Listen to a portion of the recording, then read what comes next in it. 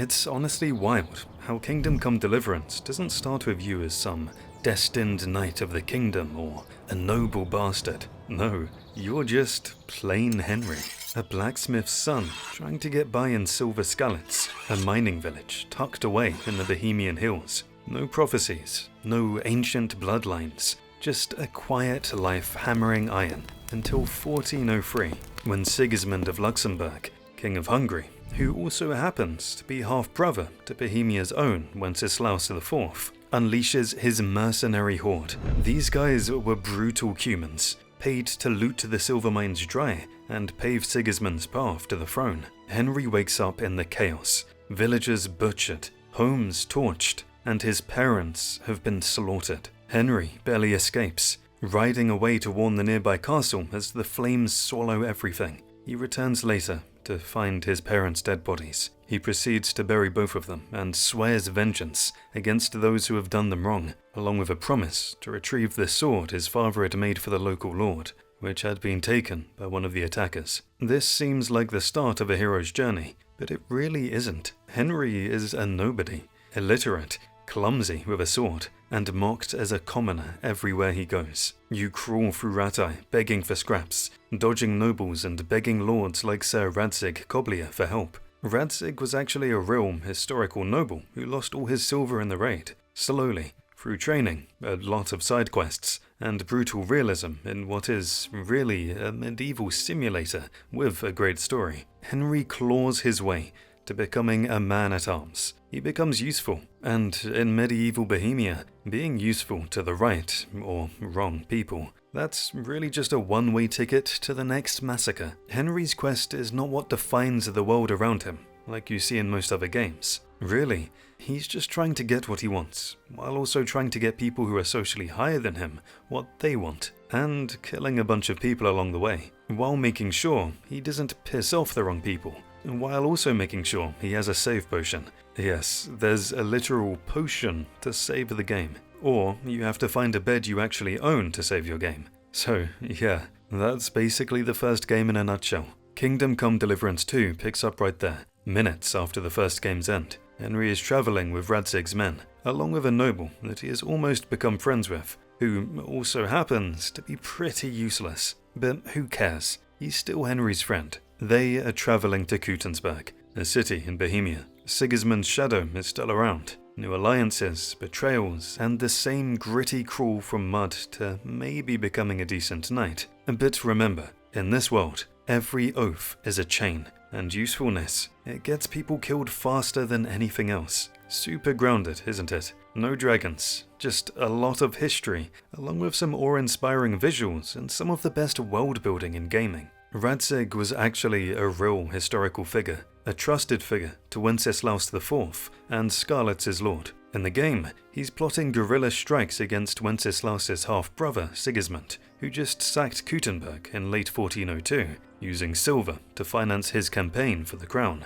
Henry's quest is going to unfold within this ongoing situation. Even though the game starts minutes after the ending of the first title in the series, mechanically, there's no save import. All those top-tier skills you might have had in the first game, your god roll speech 20, or your ability to slaughter multiple men at once after a painful amount of XP farming. Yeah, all that stuff resets. Henry goes back to basically crawling, but this time he's already familiar and useful to the setting, rather than having to learn on the job. And if you want to stay familiar with all the crazy lore of your favorite games, make sure to subscribe. The game starts its story in two main regions, the rural Trotsky area with castles and forests, and the bigger Kuttenberg region around the city of Kutna-Hora.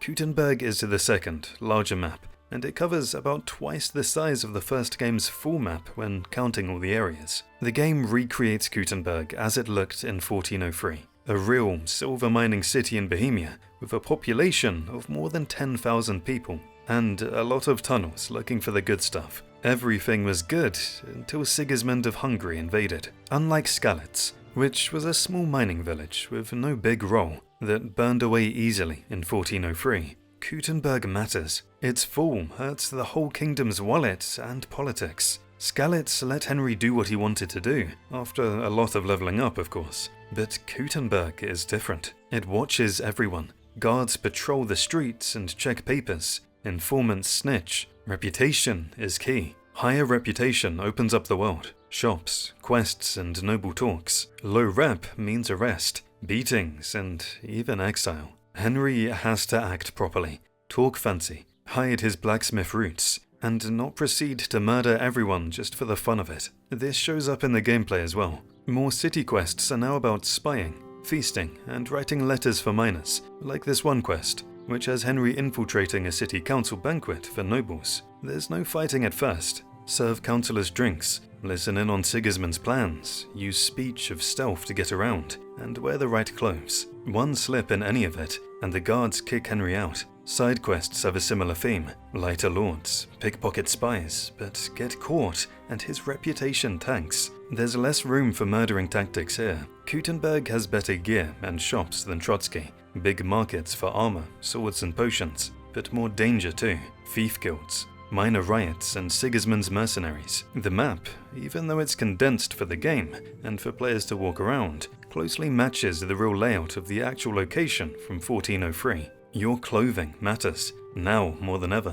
Poorly tailored and ragged clothes may not get you marked as a criminal, but they will close doors. So basically, your attire is a strategic asset to the game. It dictates how the world is going to perceive you. It's a complex system of 16 item slots that can be layered to balance protection and social states. Noble outfits, often featuring fine coats and jewelry and a bunch of other rich people stuff, are essential for opening doors in the courts of kings or winning speech checks with the elite. On the other hand, if you wear dirty gear, the NPCs around will treat you with disdain and can even refuse to talk to you. So maintaining your appearance through laundry and repairs is one of the most important mechanics of the game. But it's like you'll have to throw down in those same clothes. It's still a game at the end of the day. You can save 3 outfit templates that you can switch between on the fly. One for heavy combat, one for high charisma socializing, and one for low visibility stealth situations. It's all about trade-offs. Nobleware is going to give you social power, but it also makes Henry very visible and prone to being seen. Being successful at something like thieving needs a different approach, and you need dark and quiet clothing to lower your visibility and noise stats to really make it work. But your preparation doesn't stop there. Hunger and exhaustion are the clocks that are going to decide how far you can go. Fresh food rots quickly, turning orange as it spoils and red as it becomes a risk for food poisoning. So to survive during long stretches of travel, you have to use drying racks for fruits and meats, or smokehouses for meats. Dried food is going to provide less nourishment, but has an almost indefinite shelf life, meaning you can hold on to dried food for longer. The game treats this as more than just a gimmick. If your nourishment falls below a certain level, your stamina and strength will suffer, and at 0, Henry dies. On the other hand, overeating makes him sluggish and vulnerable to combat situations. So basically, keeping him fed and rested by sleeping is a part of these mechanics. Sleeping is going to save your game for free. I never thought I would say that about saved files, because otherwise you need a potion. So anything you do has to account for planning about sleep cycles and available food supplies. And this matters even more considering how central travel is to the game. When you fast travel, and time passes, your hunger and exhaustion increase accordingly. Arriving at your destination late at night and starving makes you vulnerable. The game does have inter-regional caravans, but moving between the regions of Trotsky and Kuttenberg requires 200 groschen for a ride. It's a pretty big investment, especially during the early game, and you should really get your stuff together before you decide to make the journey. But even if you do choose to fast travel and slave away to get that needed money, the road is still dangerous. You may be forced to stop for bandits or a bunch of other things. In terms of the in-game time, manual travel is faster because you can choose to take shortcuts through the forests. The fast travel system strictly follows the roads. Just something to keep in mind as you take this adventure on. During the early game, you learn the rhythm of the game by listening. The audio is just as important as the video. The second game pushes the environmental storytelling AI schedules to a level where a lack of observation can become a big problem. You can usually get a pretty good idea of who a person is just by hearing them, The heavy clanking of armor means it's probably a city guard or a knight, while the lighter sound of leather usually belongs to a peasant or someone of lower standing. Even though it doesn't have to be this way all the time, it's still a pretty good rule of thumb. Your own noise stat is directly tied to the whole thing. If you want to hear more of this stuff, you have to actively reduce your own audio footprint, as I like to call it. On the more mischievous side of things, the lack of chimney smoke in the early house of the day shows that a house is ripe for burglary, as the inhabitants may be away or fast asleep. On the other hand, hearing the uneven pace of a citizen can show you that they're either injured or drunk, making them easier targets for pickpocketing. But you're a good, upstanding, moral citizen, aren't you? Even the daily cycles of NPCs are more sophisticated now. Guards who haven't been paid or fed may have lower morale, making them more likely to be bent to bribes or intimidation during speech checks. Watching and listening to these little things allows Henry to exploit moments of weakness in the town's guard rotation. Teresa makes an appearance in a secret ending. It's a brief one, and she's changed now. The reunion serves as a reminder that life in this world doesn't pause while Henry is away. Her character arc reflects a shift from the overall change in the narrative. Developers have made it very clear that her story continues, regardless of what Henry is doing. While she remains a central figure and potential romance, she's no longer defined solely by her relationship with Henry. The reworked social system of the second title means that your actions, or how much you fooled around with other women, make the option of this potential romance unavailable. She's no longer a playable protagonist like in the DLC of the last game, but her presence in the sequel provides a different perspective to Henry's often reckless pursuit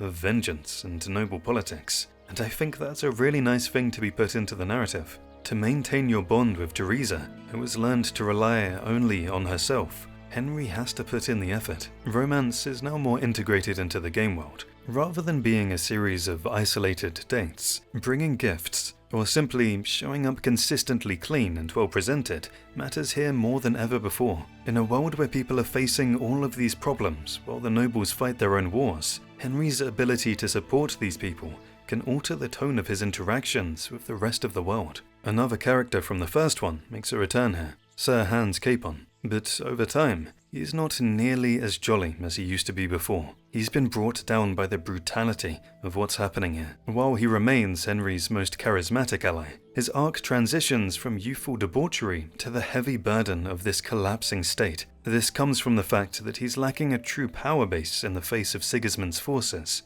His wealth is now a target, and his joking around is basically a shield against facing the fact that his titles may soon stop meaning anything. His recklessness causes consequences. His involvement in the various settings of the game has forced him to confront the fact that his status cannot protect him from a crossbow bolt or a siege engine. But even so, the bond between Henry and Hans is the emotional anchor of the sequel. It's not really a master-servant bond anymore. Hans relies on Henry's pragmatism as much as Henry relies on Hans' social standing to navigate to the higher nobility of Bohemian politics. In many quests, Hans acts as a companion NPC, providing fire support or social distraction, but in terms of the narrative, his tired nature means he's no longer just a source of comic relief, but a man searching for a purpose beyond the wine cellar and fights at the local tavern that he orders to be kept open after hours. Yes, that is a reference to the first game. Speaking of evolution, the ability to read transforms Henry. It unlocks skill books that grant experience and reduce the time required for scholarship progression. But it also exposes Henry to information that powerful figures would prefer to remain hidden. Early main quests, such as those involving searching for orders in chambers, show that some documents are better left unread if one wishes to avoid having problems with the nobility. If you do end up having this knowledge, it can complicate speech checks and reputation. For example, knowing about a lord's unpaid debts or some of his more spicy secrets might allow you to blackmail him. But it also makes Henry a target. Knowing stuff can force evil choices, like in one quest, where Henry must decide whether to use an incriminating letter to help minors, blackmail an owner, or hand the information in for a small reward. Mechanically, the reading skill tree provides perks that affect how the world is going to treat Henry. It affects his social impression, like higher literacy grants a speech bonus when trying to get past guards, because Henry appears well learned and more respectable. The ultimate reading perk reveals the entire map, exposing settlements and caves that were hidden before, basically giving Henry an overview of all the secrets the land has to offer. Early side characters are going to reference skeleton. The tragedy of the first game is a collective trauma that haunts the survivors and the geography. The silence surrounding the events of 1403 is basically a form of environmental storytelling and specific NPC interactions, much like the midwife's blank ledger. Many NPCs in the second game carry these burdens. People affected by the whole thing in Skalitz are often found in the slums of Gutenberg, and their dialogue shows that they're not really cool with those who didn't suffer as they did, just like Henry did. Speaking to these survivors can unlock unique dialogue paths that bypass standard charisma checks. This unspoken understanding allows Henry to gain information or items that someone else would not have been able to access. But sometimes,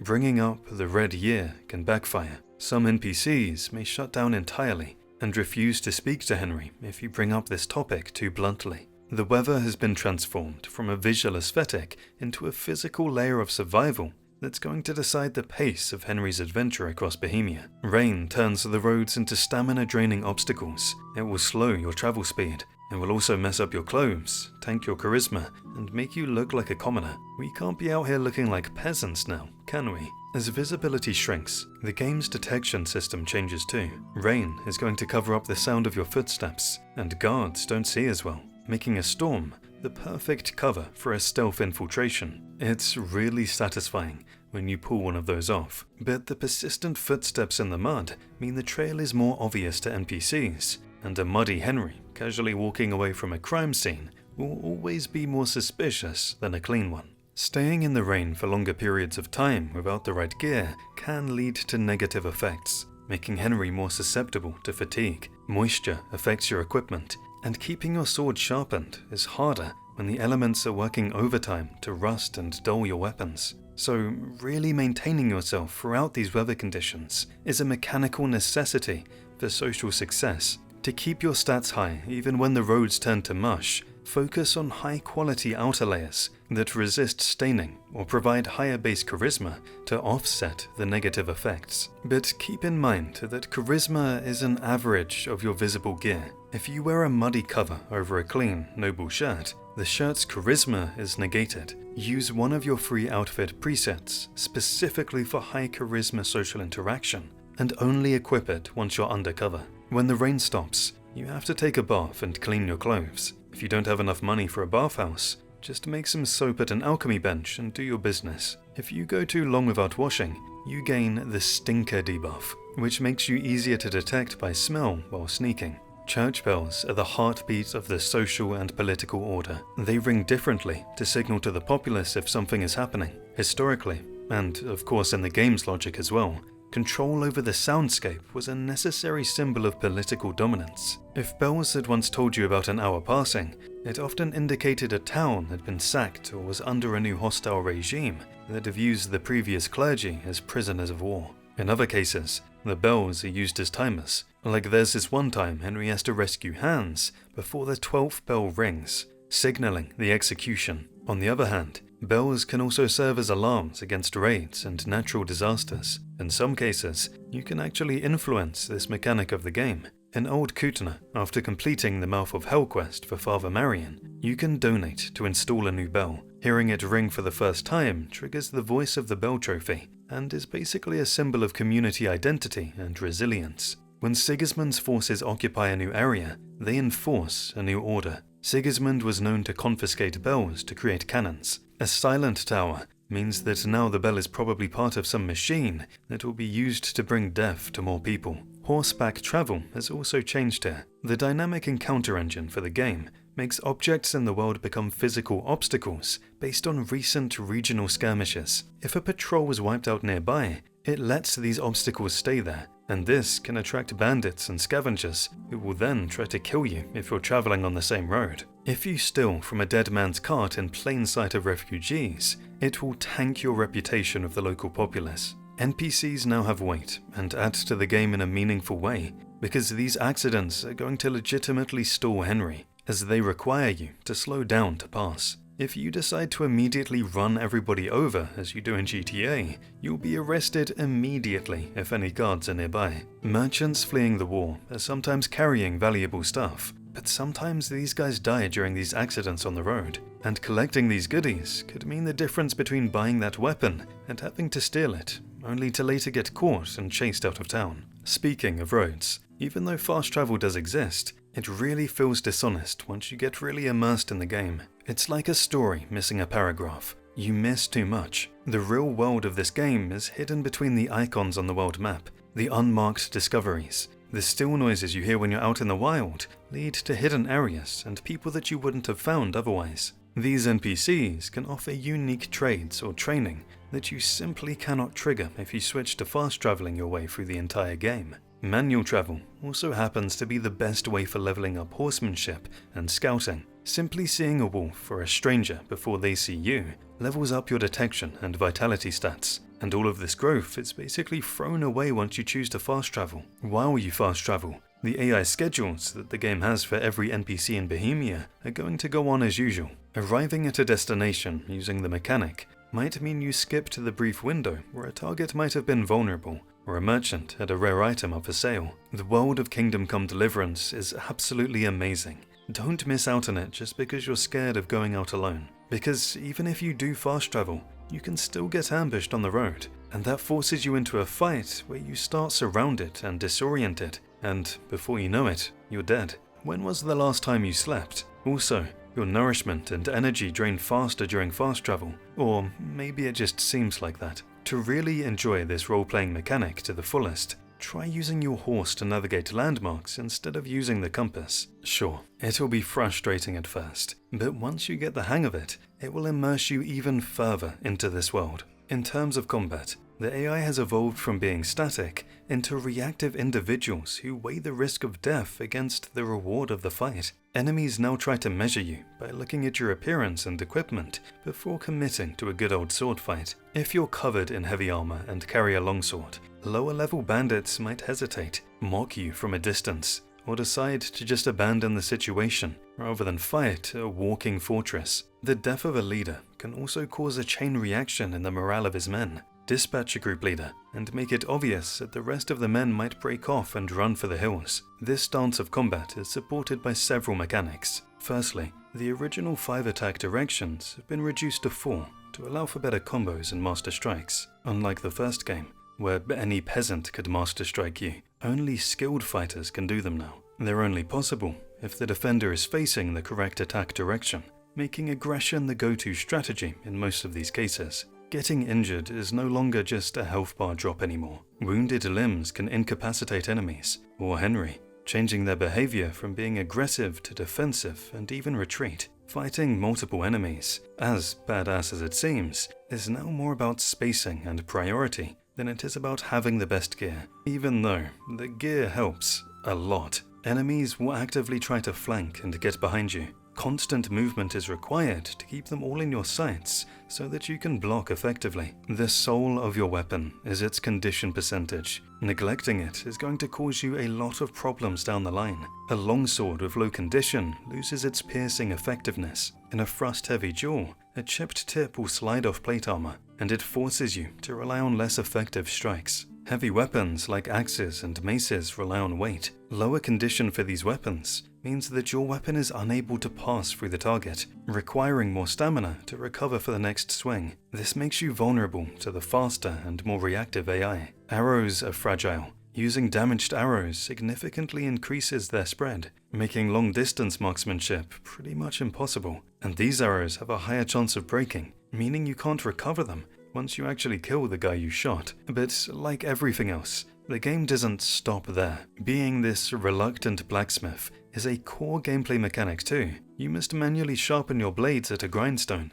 Success depends on the angle of the blade and the pressure applied. Get it wrong, and you'll see sparks and smoke, damaging the sword some more, rather than making it better. To repair your weapons out in the field, you have to carry the blacksmith and armorer kits. These allow you to maintain your gear during your journey, but they only work if the item's condition hasn't dropped too low.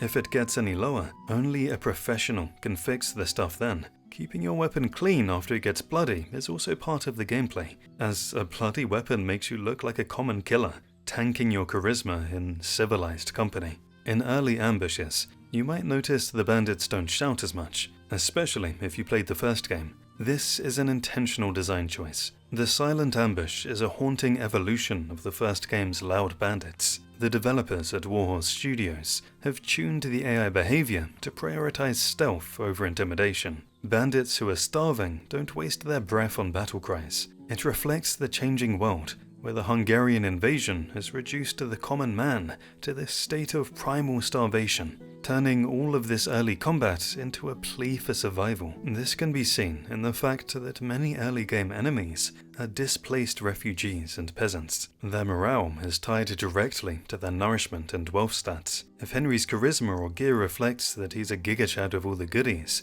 the peasants just cut and run. A new layer of the surrender system allows for non-lethal resolutions. When a desperate bandit breaks, you can interact with them sometimes, offering food or money instead of a killing blow, which can produce unique interactions or genuine emotional breakdowns that reflect the overarching horrors of this time in history. The game goes on to reward these choices. Sparing these desperate souls and providing for them can boost your reputation in nearby villages, as word spreads of a merciful Henry who understands the problems of the poor. Every fight you avoid by tossing food instead of swinging your sword saves you from constantly having to repair your stuff. This aligns with the narrative, since Henry himself was a refugee, and choosing to feed a bandit instead of cutting their head off aligns with the merciful playstyle, which is now more viable thanks to these sweet AI triggers. The visual history of an object is often more telling than its statistics. The transition from the abstract UI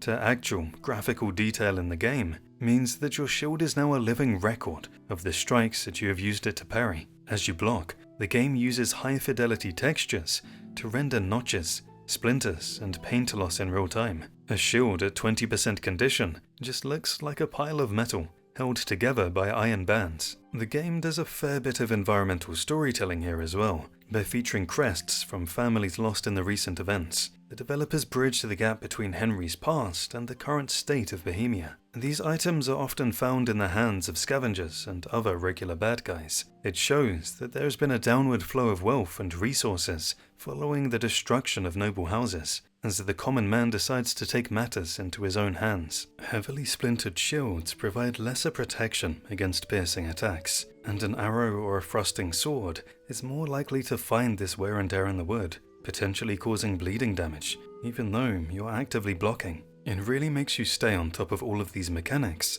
while trying to keep up with the fact that Henry is in fact not an invincible space marine. To prevent your shield from becoming pretty much useless, you have to treat it the same as your other gear. But unlike swords, which you can repair yourself somewhat, repairs to wood and leather shields are going to require a professional, even though small adjustments can be made using your own kit. But these will not restore the worn paint. Some of the crests look very cool, and they'll remain a ghost of their former selves until a full restoration is performed. Or you could just kill a bunch of people and loot a new one. You can also use the paint feature, where you can paint shields to your own liking as part of the Brushes with Death DLC. The bow has also been turned into a gameplay mechanic in itself. When you keep missing, it doesn't necessarily have to mean that it's always a skill issue, though that is likely. A hungry Henry is not able to hold the bow steady, which causes the camera and crosshair to sway and shake. This is in line with how motor skills suffer because of gameplay mechanics.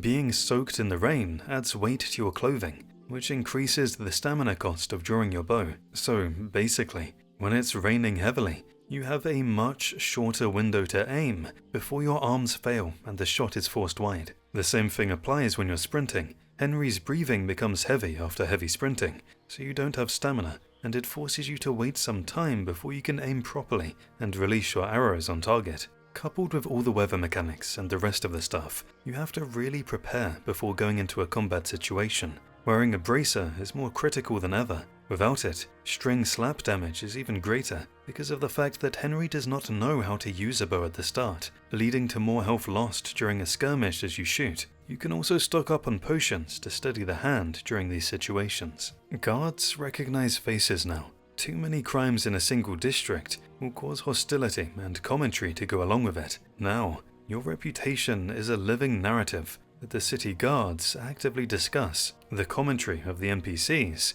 is part of the game's reworked social AI, which tracks Henry specifically. If you commit crimes, the guards will remember your face, even if you aren't currently wanted. Their dialogue will change to reflect their suspicion of you, and this makes it harder to get past them using your sweet speech skills. For example, if you're branded a thief, guards might stop you to search you. This is going to happen more often if you have a bad reputation. Any items that are marked as stolen that you have on you will be taken away. You can change your physical appearance to deal with this. Hoods, helmets, or facial hair can confuse guards, but it still won't clear a major bounty. Spending time in a different region allows the heat to die down. You can also visit a local church and pay to reset your reputation with the law, so you don't really get away with murder and being a bad person like other games in the genre let you do, and that's part of the charm. NPCs pray more often in this game. It's basically the game world's way of showing the world's desperation in this war-stricken region. You'll frequently see NPCs praying. It's a core component of the living world AI thing that the developers paid a lot of attention to. Peasants seen praying can be a sign of high regional tension. If something is about to go down, people are going to start praying more. Churches might be deserted, but some of them now serve as refugee hubs. These churches have clusters of survivors. They don't have priests any longer to ring the bells or offer indulgences. They're just safe zones, where the AI gets together to avoid danger. If Henry stands near these praying NPCs, you can hear mumbled, period-accurate prayers, and interrupting these people for your own sake is going to prompt a hostile response compared to how they would have responded in a different situation. But much like everything else in this world, Henry can use this system to his own advantage. It's not the first time someone has used religion to get what they want for themselves. Using the religious speech checks is more effective when Henry is seen praying or visiting these sanctuaries. It builds rapport with the displaced refugees, and they become more receptive to what you might have to say. The irony is, you can undertake pilgrimage tasks to visit these churches, which can help restore reputation after taking part in the very crimes that forced these people to come here in the first place. Getting into bar fights is no longer an isolated event. If you hit someone during a dice game, you'll find yourself in a kind of exile. Gameplay-wise, this is done through the reputation system.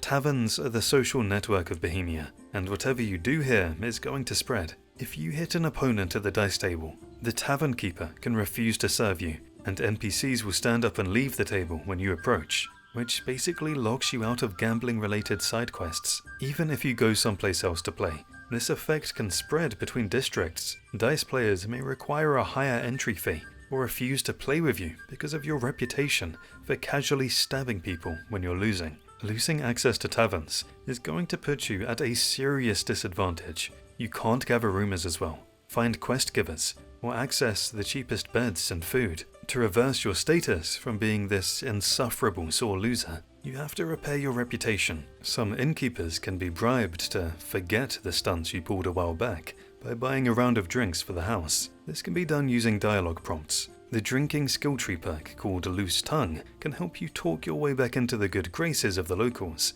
provided that you're drunk enough, of course. Some quests are going to show you the intellectual gatekeeping that was very common in 15th century Europe. It moves beyond the standard speech and charisma check, demanding that you demonstrate actual cultural literacy. For example, a wandering knight may ask you to recite a passage, and depending on whether you can do that or not, his attitude is going to change. Unlike most other RPGs, where a quest marker just tells you to go kill a hamster and collect a sword after spamming heavy attacks, this encounter is different. It requires you to have interacted with the actual psalm book found in local chapels. The dialogue options are usually similar sounding verses, and choosing the wrong one marks you as a clueless peasant, which ends the encounter. If you recite the scripture correctly, the knight can then offer you unique combat training, a rare item, or maybe even a jewel of honor, where the stakes are respect rather than blood. In terms of the gameplay, you can decipher the text correctly by having a high reading skill, but that won't auto-win the conversation for you. You have to actually remember what it said. It's in line with the overall lack of hand-holding that the game does throughout the experience. The alchemy experience has been expanded. It has now been attached to life cycles, where herbs go bad after a certain point, and ingredients like belladonna or St. John's wort now follow this cycle. If you try looking for a specific herb and decide to just keep it on yourself forever, you'll only find withered stalks. This forces you to preserve and stockpile the ingredients that you think you might need, and keep collecting more as you go along. You can learn more about these mechanics through herbalism books and apothecary dialogues. Once you understand a little bit about them, you'll have to use the drying rack, as hanging these herbs allow them to be used in more long-term alchemy. Of course, the world has a minigame for this alchemy mechanic too. It works around temperature sensitivity. Overheating certain items will burn the mixture, wasting the ingredient that is sensitive entirely. The church remains the largest landowner in Bohemia, but in KCD2, its hold is loosening. The decaying influence of the Catholic Church is shown through the physical and economic desperation of the people who serve it, especially at the lower clergy level. The village priest performing mass without his vestments is the game's way of showing the failing order. Historically, the church was a massive landowner, but local priests lived like regular farmers. In the game's depiction of society under civil war and invasion, because these guys don't have much, they're forced into higher interest debts with urban merchants. They often use their cloaks and other religious clothes as collateral for these debts, and this highlights the fact that this is a world where merchant sentiment has become more important than religious taboo. For Henry, these moments trigger side tasks, where he can choose to repay the debt or steal back the stolen items to restore the dignity of the priest. This whole loosening hold thing that the game is showing is basically a precursor to the Hussite movement, as lower class citizens and poor clergy united against the vanity and corruption that they thought the church was getting up to in their nice and cushy cathedrals. This echoes back to my personal favourite quest of the first game with Father Godwin. KCD2 uses these moments to show that the holy in this world, and historically, was more about dealing with gambling debts, alcohol, and political games than it was about religion. As the game unfolds, you keep hearing rumours of reform, and the rise of the Hussite movement is treated as sort of a cultural backdrop, slow burn kind of thing. It represents the ideological fracture of Bohemia, where the peasants' labour is beginning to outweigh the ego of the church. That's the beauty of Warhorse's worldbuilding. These are the seeds of the Hussite Revolution. Unlike traditional RPGs, where every line of dialogue leads to a waypoint, these interactions serve as environmental storytelling to ground you in this Bohemia that's on the brink of civil war. References to preachers like Jan Hus are in line with the historical reality of that time, where ideas from the University of Prague made it down to the common man, and this led them to challenge the church, since it kept taking all of their stuff in the name of God. The farmer's refusal to bow down to the church and give up his stuff is a direct reflection of the 4 Articles of Prague. In-game, this builds social tension. The gameplay does this by making speech checks involving the use of religious authority harder than they were before. This approach aligns with the Henry is just one man thing the game does, where you're basically just a witness to this massive historical shift, and there's nothing that you alone can do to stop it, at least in the grand scheme of things. Chapels in some areas have locked doors, not from abandonment, but fear. The locked chapel is basically the physical manifestation of the Great Schism, and the terror that the Hungarian invasion brought with it. The clergy, once the ultimate authority and foundation for social stability, have now run behind these doors, trying to sever their connection with the commoners. Some of these priests will only answer in Latin. They're using the language as a theological shield. In an era where the heretics are trying to get everyone to do religion in the common tongue, these priests use Latin as a desperate attempt to maintain the authority of the High Church, as a way to filter out unworthy peasants. For Henry, and to the gameplay, this makes scholarship and reading skills the literal keys to getting into these places. Sometimes, the priests refuse to talk entirely, and instead decide to slide pieces of paper under the door. Metaphorically, of course. This happens because these guys have taken a vow of silence. It comes from them being absolutely scared for their lives from the danger of Inquisition spies or raiders. These interactions basically throw your high-level speech skills out the window, and force you to rely on written clues to advance these specific quest lines. Narratively, the game uses these things to contribute to the whole loosening hold of the church thing I told you about earlier. When the shepherd locks the gate, the flock begin to look elsewhere to the reformers or the mercenaries for protection. The church's power is more of a logistical stranglehold rather than a physical threat. The Cardinal's ledger is a masterclass in economic warfare. By diverting grain shipments from starving regions like Gutenberg to other regions, the church is able to control which populations survive and remain compliant. Henry can also intercept sealed letters. These prove that the church is basically financing a lot of the ongoing war. A bishop's crest on a document can open city gates or silence an investigation faster than a bag of money ever could. But the interesting thing here is, the church does not see this taking all your stuff trend as thievery. They think it's their divine right under the authority of God. To them, it's theirs to distribute as they see fit for the protection of the faith, even if that protection means gaslighting everyone else into thinking that they won't go to heaven. Henry can choose to uncover the full extent of this control. High reading and scholarship skills are needed to decipher the account books in various places, which often lead to side activities, where you can choose to either expose this stuff or become a part of it and get some sweet money while you're at it. This clerical corruption that I just told you about goes all the way down to the bottom of the chain.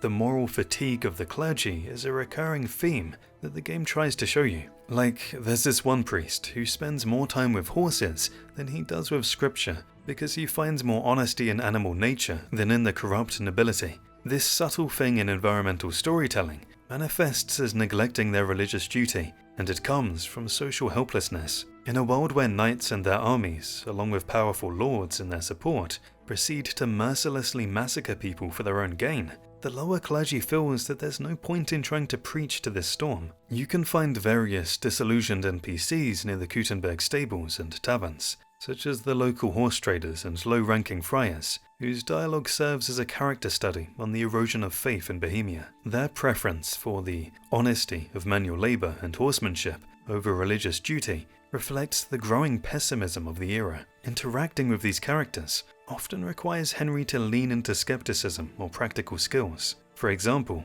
bonding with a cynical groom or a worldly priest via a horsemanship or vitality check is often more effective than using scholarship. Successfully navigating these social interactions can grant Henry unique insights or rumors, which lower the difficulty of future speech checks by allowing him to appeal to the commoner's shared distrust of the High Church. This is in line with the extensive historical research that the developers did for this game, as the priest's preference for horses reflects a common historical shift, where the lower priests tried to find peace in physical labor rather than trying to spiritually tame the monsters that were running about and killing everyone. His whole attitude points to the heavy themes of this era, where the divine right of kings and nobles basically meant that they could commit war crimes and atrocities all over, and no priest had the power to stop them. Like Father Godwin's flaws, these interactions make the world feel lived in. These characters are victims of the system, much like the rest of the people that Henry meets over the course of this journey. There's this gravestone in Gutenberg that doesn't have any name on it. It's thematically a monument to the dangers of knowing too much. In a society where the church and nobility control the narrative, reading the wrong truth and telling other people about it is considered heresy. If you talk to an NPC about the grave, they'll tell you about how the man died because of telling the truth. It connects to the historical Hussite practice, where they tried to translate Latin scriptures into the local language so that the regular people could understand them. To the authorities, this was a spark for peasant rebellion, and so obviously, the only right way to go about this is to kill a bunch of people. The grave is found specifically near the Gutenberg slums, which is basically one of the hubs of these reform movements. It's basically a warning to Henry to keep his reading and scholarship skills to himself when around the guise of the Inquisition. Monasteries in the game are just as involved in medicine as they are in religion, so alchemy and scholarship went hand in hand. The men in these places devoted themselves to the study of both disciplines, and will urge Henry to do the same. The novices at these facilities can be seen drying belladonna between heavy parchment folios, which is a historical technique to preserve the herb's shape and potency. In-game, this aligns with the expanded alchemy system, where the condition of the ingredients, affected by how they were dried in the first place, determines the quality of your savior schnapps or other potions. It aligns with the philosophy of the game design as well. While sleeping in a bed offers health regeneration, potions, on the other hand, offer immediate, quick healing that is very much needed to survive an ambush in which several men are trying to cut Henry's head off. If you're going for the alchemist scholar type of build, it's really important that you get the hang of both departments. Henry's reputation of the church now spreads between regions. The church basically operates as a transnational intelligence network. While a priest might be isolated, the bureaucracy that is backing him is going to ensure that Henry's soul and his crimes attract across Bohemia. His relationship with the clergy is divided by districts, but really bad stuff, like assaulting a priest or robbing a tithe barn, basically causes global infamy. This causes priests in distant areas to refuse services until the issue is addressed. If your reputation drops past a certain point, you lose access to buffs provided by altars and shrines. Entering a church while excommunicated is going to cause problems. To reset your standing in regions where you're barred, you have to perform a pilgrimage, which requires you to walk to specific way shrines or donate money to prove that you are, in fact, deeply aligned with the state religion. Some cloves can also provide a temporary charisma bonus when speaking to suspicious priests, which basically allows you to bypass the whole bard status thing. But this is just for that one conversation. Heresy is never shown as a dramatic betrayal with orchestral music playing in the background. It's much quieter than that. It's basically a slow erosion of ritual, and the developers trust players to notice the little things. Warhorse forces you to really get into the paranoid mindset of a period where a missing gesture basically meant being sentenced to death. The scribe skipping the holy name or the knight's shortened cross are acts of passive resistance. These small details signal a world where the divine mandate of the church is being taken apart by those who are tired of all this gatekeeping and gaslighting. This lack of handholding reinforces the game's focus on social stealth, which is to recognize potential allies without a single quest marker. Paying attention to these details, and then using dialogue prompts when they come up to get to these people and their actual thoughts, can open the world up to players on a level that other players may not be able to access. It's really your choice whether you want to protect these people who are deviating from the path, or will you report them to the Inquisition to get their favor. In the mines near the central range, there's a shrine carved from salt. It's a reminder about how dense the lore of this world is. While most of the map is grounded in history, this unmapped location represents the superstitious nature of the medieval mind, where local tradition would be used to fill in the blanks left by the teaching of the church. The shrine is hidden away in the old mine district southeast of Gutenberg. To find it, you have to follow the sound of mutt growling in the dark and water-filled passages. Once you get there, Henry can drop food items like bread, roots, and cheese near the base. If you leave the area and return sometime later, the food will be gone, sometimes with random materials in its place. Miners cling to older and darker traditions to survive the lethal conditions of these deep shafts. The locals' refusal to speak, combined with the offerings, suggest that they believe in protective spirits rather than Christian saints. Historically, salt was basically gold in 15th century Bohemia. Carving a shrine from it meant that you sacrificed a lot of value, and this shows that for these miners, this was a deeply religious thing. The nature of taxation in this game has shifted from noble decree to soldier enforced, and it directly highlights the breakdown of traditional order. You will directly encounter this soldier-forged reality in quests where a group of soldiers has erected a roadblock and doesn't let you pass unless you pay them a toll tax. These soldiers operate in a legal grey area. Sometimes they claim to possess a signed authorization from King Sigismund to collect tolls, but illiterate Henry can discover the document is actually for a completely different road or some other legal loophole. Because most merchants and peasants can't actually read, they pay the tax because of the royal seal. So the order in this case just comes from whoever can enforce it. This has created a trading-based economy, where security has become a thing that merchants now have to buy from the ones who were assigned to protect them in the first place. Mechanically, these roadside tolls can vary based on your charisma. If you look like a wealthy noble, the soldiers will demand more money. Bridges are the primary tax points. If you refuse to pay, they'll break the swords out, and then it's anybody's fight. But this is treated as self-defense, and killing these men won't tank your reputation, because they're technically operating outside of the bailiff's jurisdiction. You can also choose to travel manually, and avoid these patrols. If Henry is heavily armored, he can also use a speech check to intimidate the soldiers into leaving him alone. In this version of the game world, trust has become a more important currency than the groschen. Wealth is a secondary stat compared to reliability. Gold is no longer the key to everything. For example, a groom may refuse the sale of even a mid-tier horse, regardless of the price, because of the constant risk of raids. A horse is basically a lifesaver. To secure a horse, you have to instead do protection tasks, like clearing out a local bandit camp or escorting a shipment, to prove that selling to you won't make the seller defenseless, even with a pile of money. If your reputation is low or the regional tension is high, innkeepers will refuse to let you enter, because letting in a wealthy man is basically inviting a robbery into your place. Even among the rich, there's a lot of gold. What they can't buy is loyalty and safety in this land affected by civil war. As resources have become scarce, NPCs prioritize tangible security over coins. This reflects the historical reality, where supply lines were cut,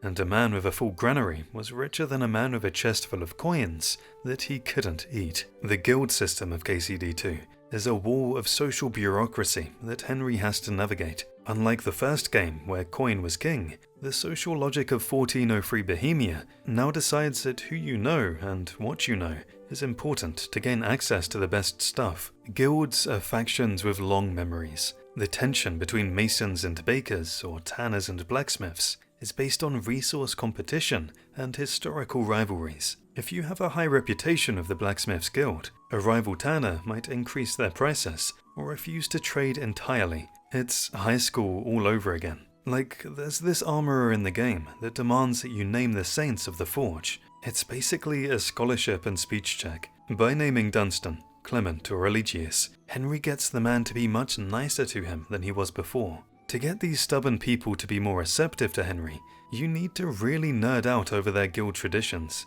You can find official documents that detail the history of each guild, and reading these is going to give you unique dialogue options to impress masters by talking about the history of the organization that they definitely like more than their own families. He can also get this better treatment by wearing guild-affiliated clothing, like a specialized master's apron or a specific ring, which can grant immediate charisma bonuses. Within the walls of Kuttenberg, nobles have gone from eating off of silver plates and have shifted to less expensive meals. It's a grim indicator of the overarching class war that is ongoing in the area. The starving refugees and the tired populace can't see the rich having all the goodies now, can they? In order to deal with this situation, wealthy NPCs have adopted a kind of strategic poverty to avoid becoming targets of this growing unrest. The game shows this in the world state. Even in high-end noble houses, the visual evidence of wealth is not seen everywhere. It's usually kept behind locked doors,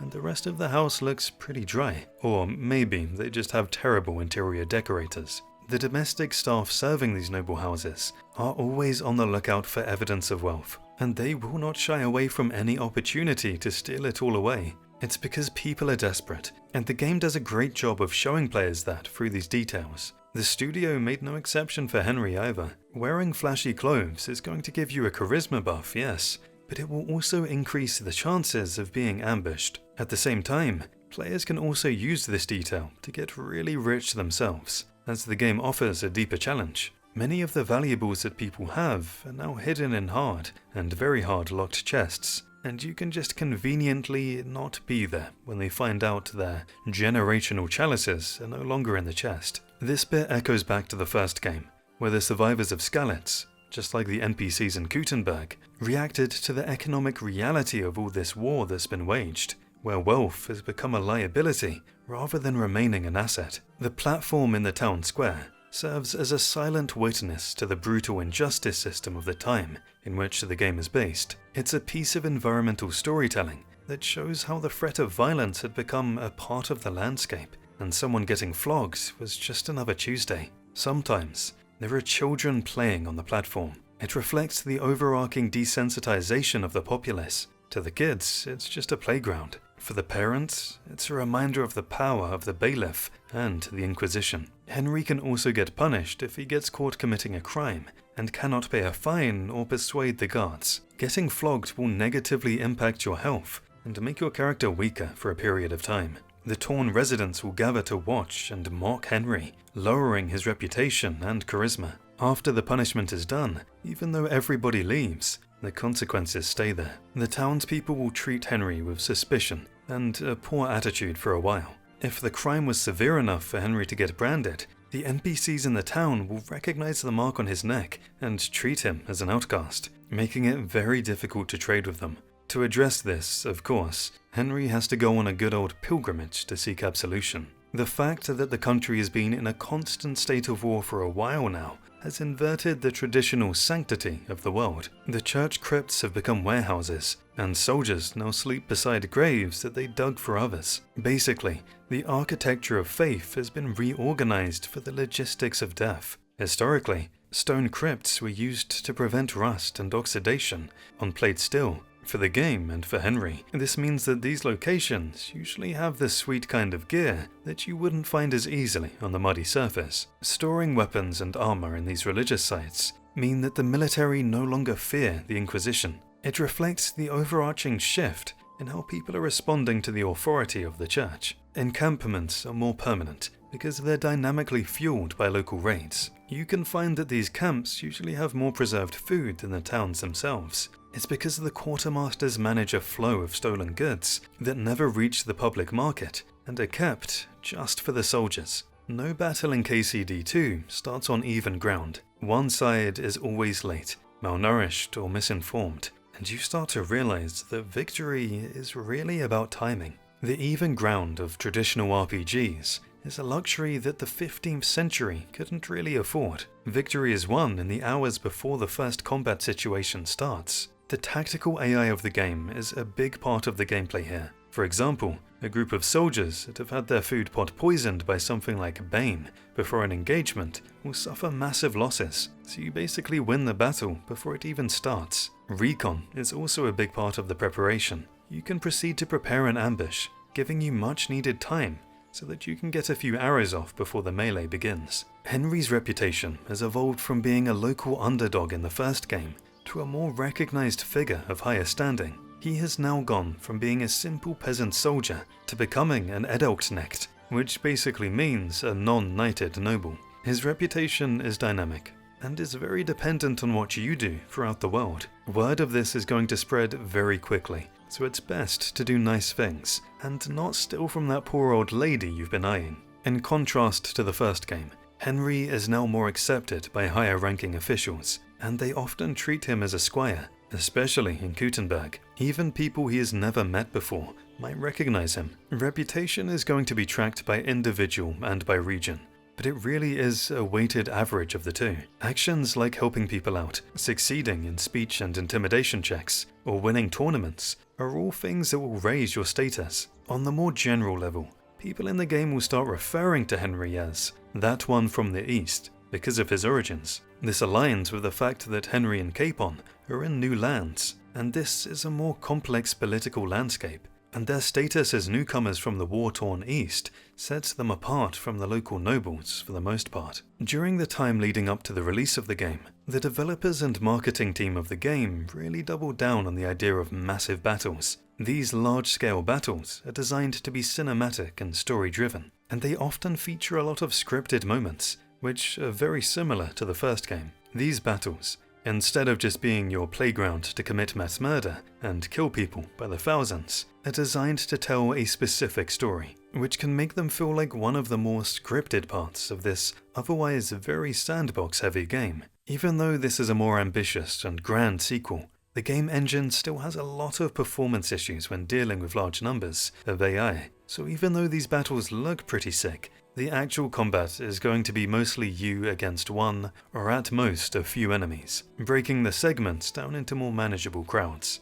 I think this is a good thing, because the combat of the game is designed around 1v1 or small groups, and would just look stupid with dozens of people trying to kill each other. But it's not all great. A lot of players online, myself included, felt that there was a lack of personal and emotional connection to the world in some of the later moments of the story. Unlike other RPG, there's no consistent home base for the most part, no romantic partner like Teresa in KCD1 to return to, who just, by the way, Henry keeps cheating on if you let him, or other companions waiting to discuss the journey. The combat in the early game is brutal and very engaging, but as you progress, combat turns more into a waiting game and a stat check rather than remaining a skill-based thing. It basically becomes a repetitive gaming loop. Some people are into that. I personally felt that it started to feel a bit repetitive, but it's really what the game is all about. Maybe it's supposed to feel that way. Speaking of combat, you can't just up and spam loot everyone that you find dead. The game tries to discourage this through both the themes and mechanics.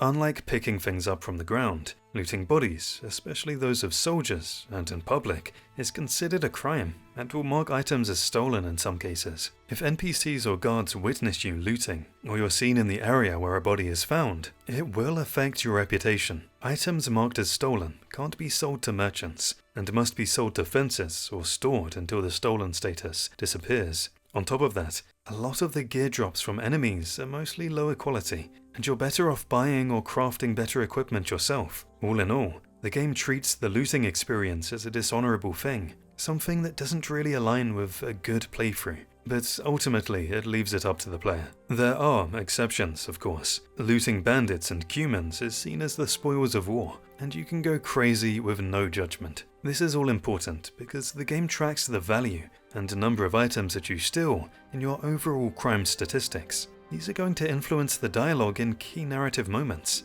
and the overall tone of the ending of the game, especially in conversations about Henry's honor and his path in life. The game is built to make players think about the morality of their actions in a realistic medieval world, even though historically it was very common to loot the dead bodies after battle. Looting fellow Christians, on the other hand, was frowned upon. So if you're going for a more honorable playthrough, I suggest you stick to making the stuff yourself and being a good citizen. It has its charm most of the time. The management of allied NPCs has an impact on how large-scale encounters, bandit camp raids, and story missions are going to unfold, and it acts as a tactical layer on top of the individual combat mechanics. Even though the game does not really have any real-time strategy elements, it does rely on position, companion management, and preparation to go about things the way players want. Henry will often have people with him, whether they're his superiors or men-at-arms. Using them in combat is important, because it can help turn one versus however many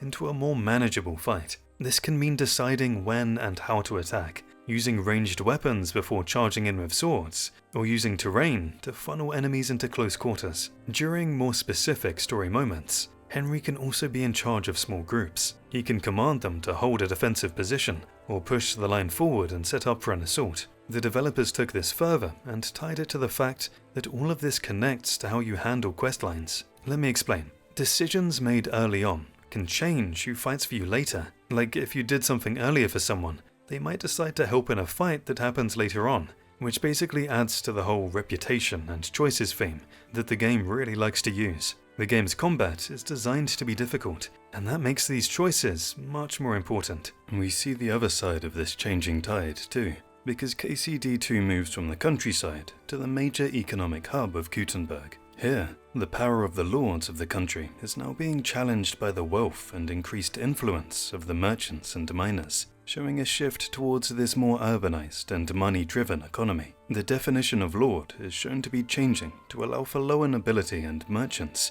to be included as well, which aligns with the overall shift in the social hierarchy of European society. Despite most of the world still using the class system to treat Henry as lesser, the world of the game is changing for him as well. Henry's role as a skilled, non-noble man-at-arms who earns respect through actions instead of being born into wealth, hands, shows how titles are becoming less relevant in this era. The game shows the growing role that skilled commoners, such as experienced bailiffs or master craftsmen, are playing, and how they have become key parts of this new world, reflecting a broader theme of social change. The developers made an intentional design choice to show an accurate portrayal of 15th century Bohemia, showing the strict and often brutal landscape in which these people lived with equal parts feudalism, superstition, and social structure. Some players have talked about modern themes. The game generally shows the social structure through the free estates theory, which Hans conveniently outlines for Henry in the starting hours of the game.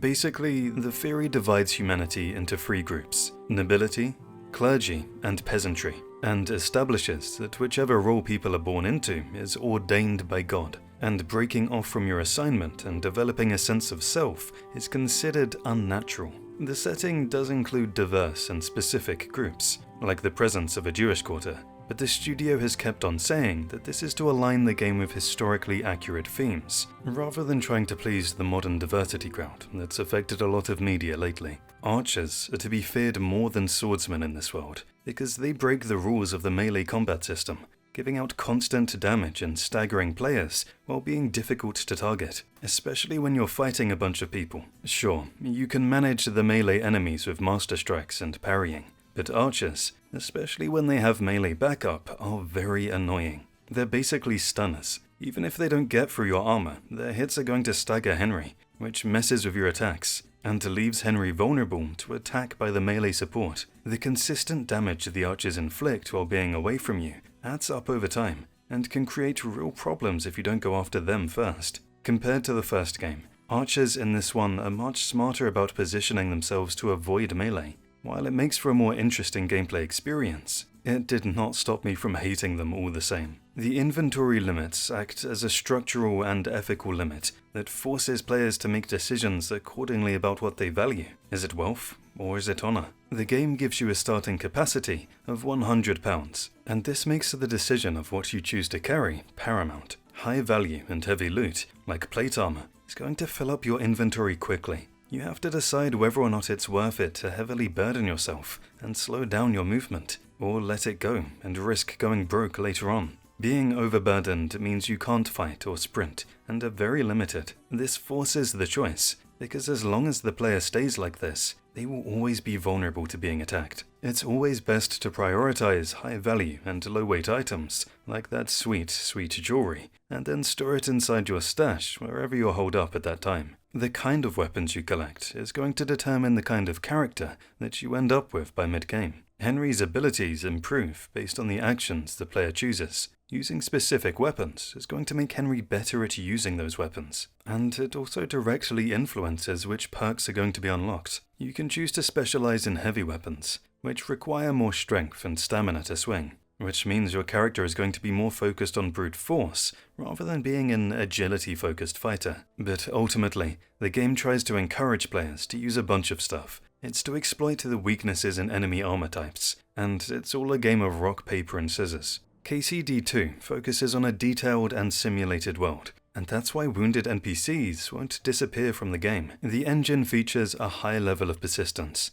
where NPC behaviors are tracked, including the times when they're in need of medical care, as shown in certain quests over the course of the story. In the quest, The Finger of God, Henry has to treat specific wounded characters, requiring skills like survival and craftsmanship, with the injuries being treated through cleaning and bandaging. The simulation mechanic allows for persistent states, where injured NPCs can be found recovering in their camps and then returning to full health after they've been treated. As you can already tell, this world is brutal, and to deal with it, you're going to need all the help you can get. Don't underestimate the power of prayer. No, seriously. Praying provides some serious tactical advantages. Unlock the Fundamentals of Theology perk to gain benefits from prayer. You can find this one in the Scholarship skill tree. Throughout the world, you can find shrines and other holy sites where you can interact to start praying. It adds a buff that gives you health and can protect you some more in your next combat encounter. The blessing lasts for 12 in-game hours,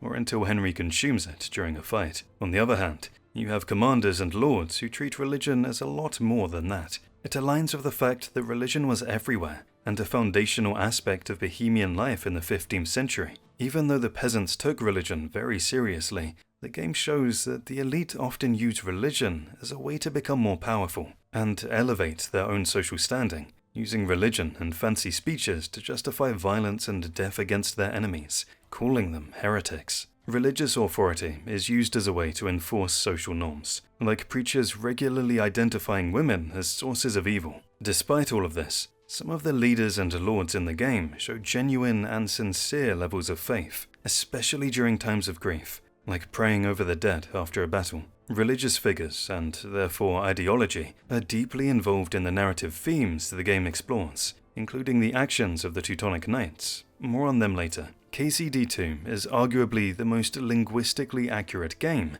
that I've ever experienced, and there's no better place to experience this than in the taverns of Gutenberg. This is an intentional design choice to create a historically accurate environment. In taverns and the world over, you'll hear a mix of languages, and characters will switch between Czech and German and, of course, English. Background NPC dialogue in taverns is a mix of German, Latin, and even Italian. Foreign NPCs will mix their own language alongside with English to speak to Henry, to simulate how things actually used to be, instead of just speaking purely in English with an accent layered on top. Depending on the region players are in, the ambient language words you'll hear will go from German to Czech. The human raiders, in line with their origin, are going to use words from Hungarian. It's a really neat detail in environmental storytelling, where the developers decided to go with this approach instead of just defaulting to English with just an accent. And it goes deeper than that. The developers didn't just throw a bunch of random languages in there that just happened to be historically accurate. The engine uses layered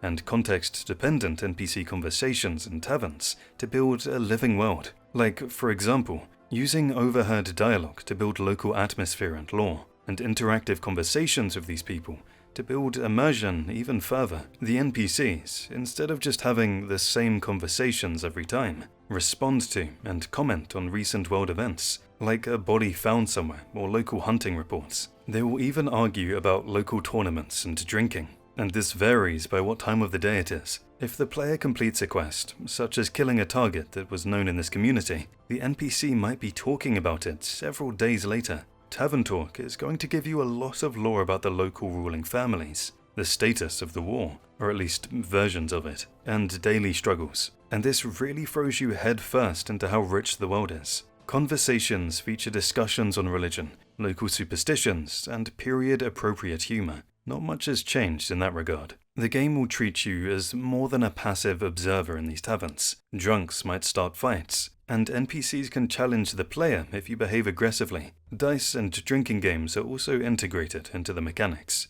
leading to banter or arguments depending on what happens in that situation. And, of course, your reputation comes into play here as well, with higher reputation players finding more success in persuading NPCs, and other players not as much. The dice games can go beyond just wagering money. You can also put up valuable and unique items. The first are dice badges. These are special and rare items that you can win from specific NPCs or lose to them. The second are loaded dice. These are also rare, and they allow you to skew the odds of the game in your favor. It's almost like a cheat code, but for the most part, what you bet and lose is the in-game currency. And note that when you do lose and decide to comfort yourself with a story about how you can just pickpocket the guy later, the money you lost and the money you find when you try to steal it are not always the same. Who knows where that money went? There's a pair of interesting bards in the game, named George and Michael, who can be found in the Zelezhov Wagoner's Inn,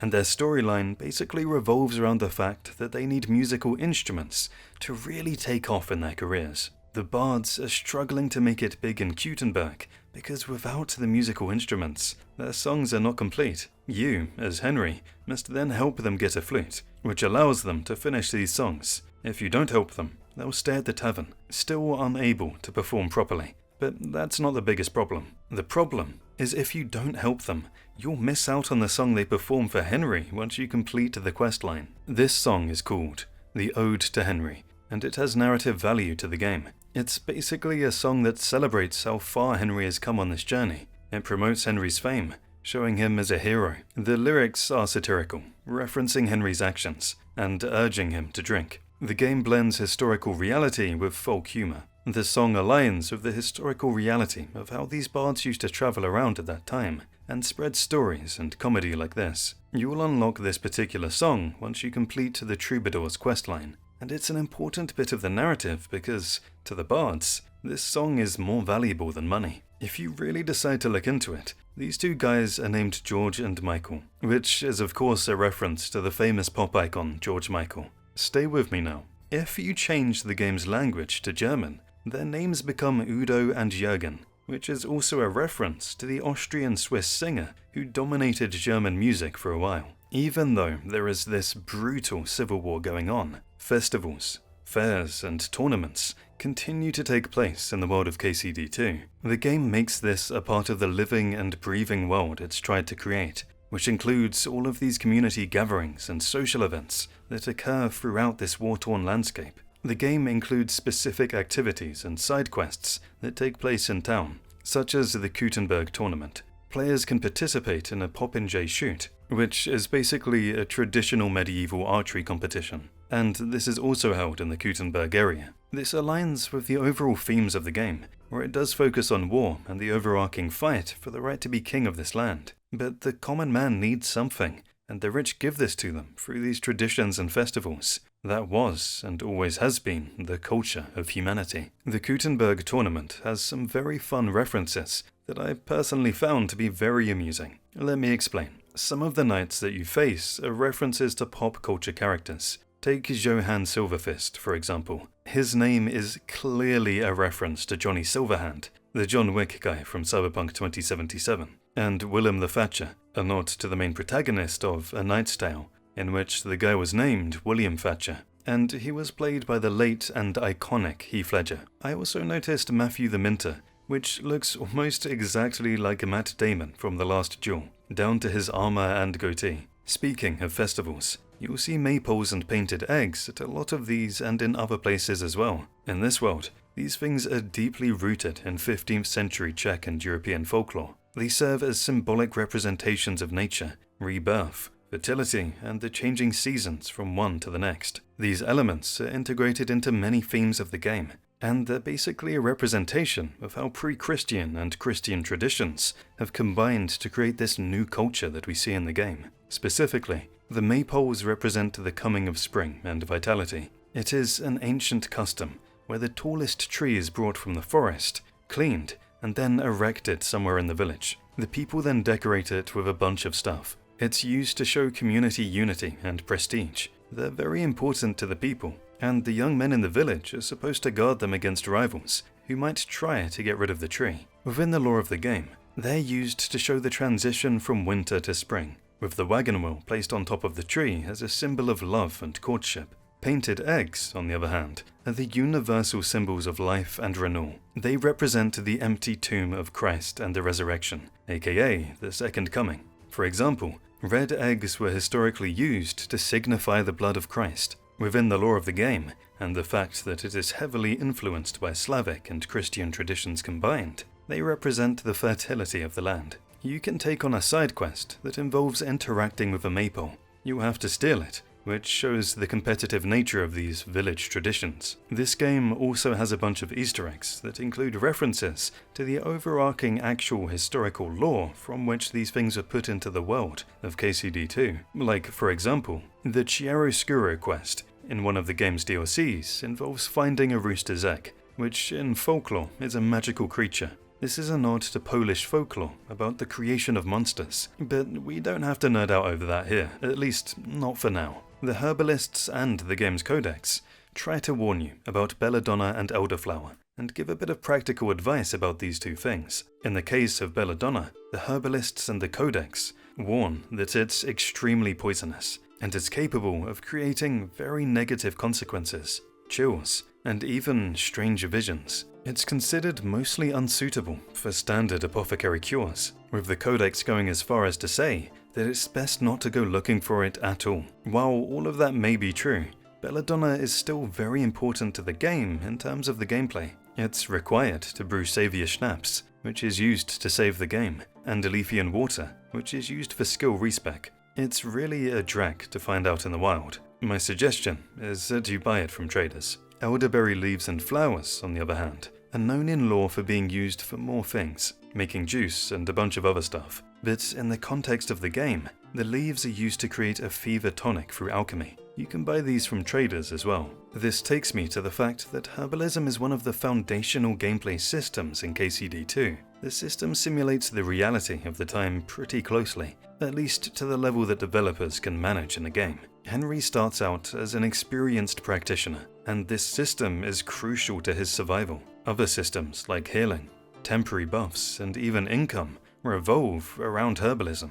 To deal with this, a detailed in-game codex is given to you from the start. It basically acts as a catalogue of the different types of herbs, what their effects are, and where you can expect to find them. And, of course, The herbs grow in specific places where they were found historically, in their own realistic ecosystems. Also, the game takes this further by the fact that herbs are going to degrade over time and lose their potency, so you either have to use them or dry them to keep them. The herbs are, of course, directly tied to the interactive alchemy mechanic of the game, where players have to follow strict recipes. Instead of just mushing together ingredients, you actively have to time the sequence in which you put these ingredients together, grinding and boiling as the recipes say as you go along. For the most part, other than savior schnapps of course, potions are based on how they were used historically. Chamomile for sickness and fevers, comfrey for broken bones, and so on. The potions that you create from these herbs are also going to be different qualities,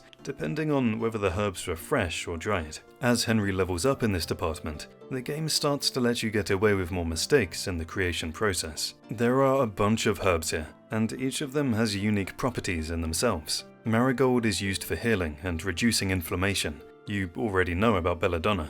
Nettle is used to stop bleeding and make digestion easier, and comfrey is for treating injuries and pain. Collecting these herbs constantly will give you access to perks like Leg Day, which is basically an increase in strength from picking all these herbs. The amount of detail is insane here. Carrying a set number of herbs that smell nice will give you a charisma bonus. Maybe you could hold off on that shower after all. This is a testament to how detailed the game is. I didn't know about this before I started preparing for this video. Over the course of your adventures, you're going to find several graves that are marked with symbols instead of being named. These generally represent people who died in ways that prevented them from getting a formal Christian burial. In some cases, they're the graves of poor people, or those who have been forgotten by humanity. According to the law, people who committed suicide or were considered dishonorable by the church were often denied a proper burial. These graves, sometimes located outside of the actual cemetery, were marked using symbols. The poor were also buried in mass graves or by gravediggers, who simply marked the location with symbols instead of going through the hassle of trying to figure out what everyone's names were. Who cares about poor people anyway, right? They can't afford a fancy tombstone anyway. There's this one grave you can find near Vidlac Pond. It's unmarked, and it has a wooden cross. It's basically the grave of a servant girl who was murdered, and they never gave her a proper burial. In other cases, men who have been buried in a hurry right after a fight can also have graves like this. Like everything else in this world, the game takes this further, and the lore suggests that the specialized symbols in the game, including the ones you find near graves, hold significance regarding paganism,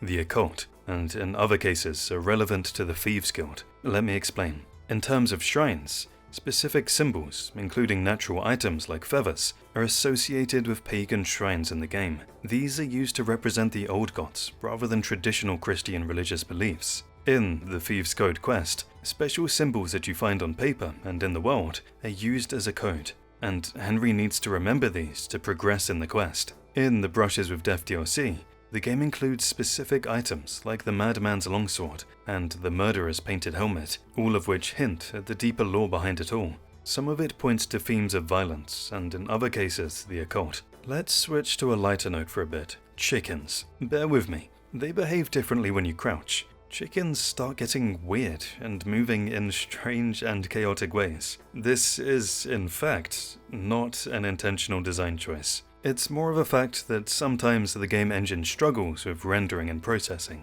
causing the AI pathfinding to glitch and creating these strange ways of movement. At least for now, until it gets patched, the chickens are going to keep doing this. As I have made it painfully clear over the course of this video, taverns are a huge deal in the game, but they're not all the same. There are significant differences between them in terms of being available and how they work. Taverns that are offering lodging can be identified by a green vine around a mug in their icons, and other regions have limited lodging options. This forces players to really think about how they're going to go about their exploration. Larger and more populated areas usually have better, but sometimes more crowded lodging, and smaller towns may lack traditional inns, and you'll have to look for alternative resting spots like abandoned campsites. Other times, you'll just have narrative story moments where you can rest like that blacksmith you work for in the early game when you're trying to get yourself invited to a wedding. Your ability to secure a room at a specific inn can be affected by Henry's reputation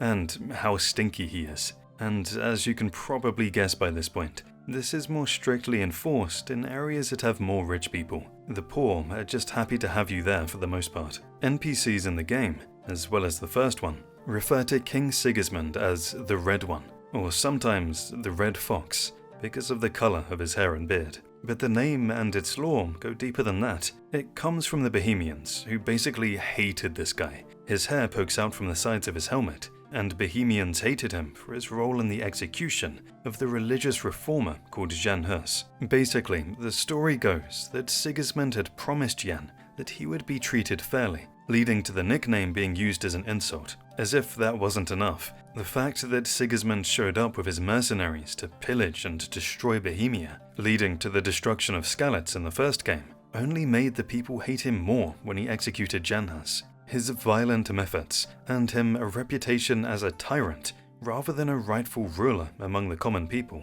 But in this time, or even today, the common man rarely gets to decide who's going to be in charge. The game does try to show him as a capable ruler at times, but ultimately, the Bohemians were obviously not fans of the guy and wanted to see him gone. Because that wasn't a very realistic thing they could do, they took the next best thing they could. Calling him the Red One would have to do for now. The stories don't stop there at Sigismund. The music in KCD2 features themes of politics and commentary on society. These songs can be heard while traveling, in taverns, or performed by NPCs in other places. This is a continuation of the first game, and captures the whole context of what's going on. The game includes songs based on Vergantes poetry, which was composed by medieval students, and they featured satirical commentary on the corruption of the church and the social order that religion had created, leading to the exploitation of the many to satisfy the needs of the few. The soundtrack includes tracks that are very political in nature, and they mostly focus on the divided social conflicts that became even more important during these troubled times. A lot of these tracks are instrumental, or are in Latin, but mostly they touch on the suffering of the poor, reflecting the misery of the common man. Players can encounter these musicians during their travels, and it would do you a lot of good in terms of immersion if you actually sit down to listen every once in a while. Play the game as it was meant to be played, and you won't regret it. The game has around 2,400 NPCs. Let that sink in. And that's not the most impressive part. All of them follow detailed and individual daily routines that have a real impact on how you can interact with them. They wake up. They might work in the fields or in shops. They eat, visit the tavern, and sleep. Instead of staying in one place, they'll be walking around, going to the bathhouse, or gathering in town to see you get flogged. Some of the side quests can only be accessed if you show up at the correct time, and some of these will resolve on their own if you're too late picking herbs along the way. Once they're in bed, you can sneak in to take all their stuff, but tread lightly. You know how reputation works if you get caught. There are a lot of roadside shrines in the game, but interestingly, some of them face away from the road. The reasons are rooted in historical and religious immersion, along with the overall gameplay design. Roadside shrines were placed for travelers to stop and pray. Shrines facing away from the road sometimes face smaller and hidden pathways that pilgrims might be taking during pilgrimages, or while going towards other places. This aligns with the fact that the game doesn't want players to rely solely on the HUD. By placing shrines in less obvious places, like the theme park map marker thing a lot of RPGs like to do, the game rewards players for looking closely at their surroundings, rather than just riding gun-ho through the roads, making the act of visiting them feel more personal to the player. Speaking of paying attention, the crow serves as both a literal gameplay indicator and a thematic symbol. The use of crows that you'll see the most is how they're used as visual cues for the player. When traveling, players might see a flock of crows fly up from a spot, signaling a point of interest or loot nearby. You'll almost always find hidden treasure, a grave, or a corpse at that spot. In terms of the lore, the crows are associated with battlefields, conflict, and the aftermath of violence. Their presence tells players about recently killed individuals, or tragic and forgotten scenes, emphasizing the brutal and realistic nature of this medieval simulator. This symbolism of the crow is tied directly to a specific NPC, Stephen Crow, who is basically a soldier in Sigismund's army, and also happens to be a spy. Just as crows represent death and intelligence in the game's lore, the character brings death to those who oppose his commander, but also acts as a spy, because he can become an ally later on. This reinforces the theme of the Crow as a clever and morally grey character. The strange and ritualistic forest locations found during exploration,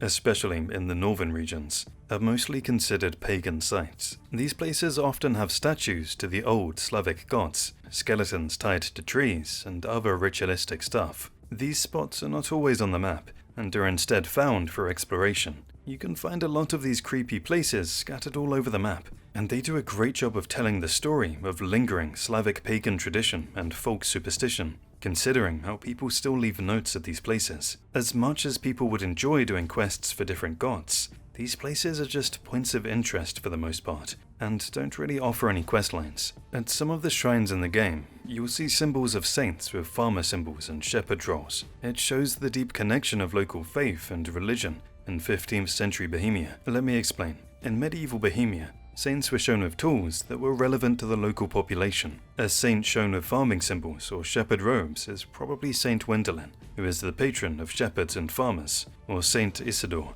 who is the patron of farmers. They're used to symbolize protection of crops, livestock, and the hard work of peasants. The game does this through the symbols. It tries to show how real medieval life works, where religion was more than just an institution. It was a part of the daily struggles of the common people, so that when they saw these symbols in the shrines along the road, they could relate more with the religion. The commoners would pray for good harvests and fertile land. Some of these symbols, as discussed in a lot of the game's lore, are basically lingering pagan influences of the old gods, and you can explore this blend in a side quest in the game. Also, the game covers a time when there was a lot of tension within Christianity, with Orthodox influences differing from the Catholic standards of that time. The prime example of this is Father Godwin, and the game shows all of this to players using different symbols. If you look closely at the highest quality blades in the game, you'll notice the initials MJ stamped into the steel. While it looks like a modern brand logo, and you wouldn't be wrong to say that it is, it's actually a reference to Henry's heritage. The M stands for Martin, his father, and the J stands for Gindrich, which is Henry's actual name in the Czech version of the game. In a world where everything has been taken from Henry, this Maker's Mark is the only thing he has left of his father's legacy. Mechanically, it represents the Masterwork tier, meaning you have to get really good at craftsmanship and unlock the Martin's Secret perk. It's the game's way of narrating that Henry has finally become the master of what his father wanted him to be. Just try not to pay attention to the fans who keep insisting that it stands for Michael Jackson. Henry's life is tragic enough without turning his sword into a smooth criminal meme. You can find this mysterious female character in KCD too, who is interpreted as a personification of death. Some fans even think that she's a supernatural entity, as she may represent Mirana, who is the Slavic god of death and rebirth. Whether this is actually true, or she's just schizophrenic, is something the developers haven't really commented on. But the thing is, Henry can't harm her, which means she doesn't play by the same rules as other NPCs. On top of that, she tells Henry that she's always there when people die, and that she is the one who gathers their souls and guides them. She tells Henry that death is not a door, it is a name. The first line suggests that death is more than just a transition to the next place. The second one is saying that death is an entity, or a specific being that is bound by duty, rather than just being an event in itself. As disturbing as Henry's encounter with her might be, the kind lady goes on to clarify that her presence does not mean the end of the world, but that she's just doing her job. I don't know how to feel about that. For her, this is just another Tuesday. She talks about seeing Henry often, suggesting that death is a presence that has been walking with Henry for quite some time. It's a constant thing. Keep that lady in mind the next time you decide to murder an entire garrison. You remember how I told you about people who were buried outside of the cemetery, or without a proper burial because these people were seen as outcasts in some way? In the lore of KCD and the sequel, these people are called the unmarried dead. Even though the graves themselves are in this sorry state, people leave ribbons, flowers, and other small personal items for reasons rooted in further superstition and folklore. Putting these things there can be a way to appease the spirits of the dead, who might otherwise haunt the living because of their own untimely or unclean deaths. So really, they're just trying to save their own skin. On the other hand, it can also be a token of respect. Even if they can't be buried properly, they still deserve some kind of peace, even though they didn't have a Christian burial. In other cases, these items could just be a way to tell a story of someone who died tragically, or just a warning to travelers to stay away. During one of the quests in the game, you'll meet a traveling tinker. This guy collects old coins, which act as a form of treasure or rare currency in the game. They represent a connection to the past, and a source of value for merchants on top of that. The quest itself is part of the effort to repair the old Kutana bell, which is a central narrative element, dealing with the broken bell, which is basically symbolic as a task of restoring order and repairing the local heritage that is very important to the people. There's this one side quest called The Collector. It basically involves getting back a stolen book from a bandit named Matthew, who's extorting the locals. But the thing is, this quest is not like most of the others. First of all, you have to initiate it by speaking to Bailiff Crux in Miskovitz during the Devil's Pack main quest, because if you don't, you're going to miss it, and you can't come back to complete it later on. More importantly, this ties into the first game, because Matthew is also one of the characters in the first game, and this is basically his story after the events of the first one. On top of that, if you decide not to kill him, you can visit him later to train several of your skills, all the way from swords and stealth to a bunch of other stuff. Kingdom Come Deliverance 2 obviously has a lot of Easter eggs. I'm sure there's a lot out there that players haven't found yet, but for the purpose of this video, I'm going to go through the ones that stood out to me the most. The first one is the tribute to the legendary Elden Ring player, Let Me Solo Her, whose real name is Klein Saboy. This guy became a viral icon in 2022 for helping thousands of players defeat Melania, who's widely considered to be the hardest boss in Elden Ring. And some even say she's the most difficult boss out of all the excruciatingly and painfully difficult games made by From Software developers. He's known for being summoned into other players' games wearing absolutely nothing but a jar on his head and dual-wielding katanas. Over the years, he's defeated Melania more than 6,000 times, and Bandai Namco gave him an actual sword as a kind of recognition. You can find this memorial in the Trotsky region. Head southwest from Samin and pass through a woodcutter's camp nearby. You'll find a skeleton that is half buried in the dirt under a big tree. The skeleton is wearing a large cooking pot as a helmet and has two swords beside it, one on each side, and poppy flowers growing out of the skeleton, serving as a symbol of remembrance. Well, there you have it. A hero that could beat up literal demigods in the world of Elden Ring couldn't handle the brutal historical realism of Kingdom Come. But it doesn't stop there. Obviously, you can also find a hidden UFO and alien remains, which is basically a nod to the paranormal Easter eggs that were featured in the first game. The UFO is a crashed flying saucer that's located just outside the map border in the southeast section of the Trotsky region. It's pretty well hidden, and you won't see it until you're standing at just the right spot. In the woods south of the charcoal burners camp, near a poacher's camp, you can find a small coffin that has the remains, as in skeletons, of two tiny aliens. I didn't really think much of them at first, but then someone on Reddit mentioned that these are a reference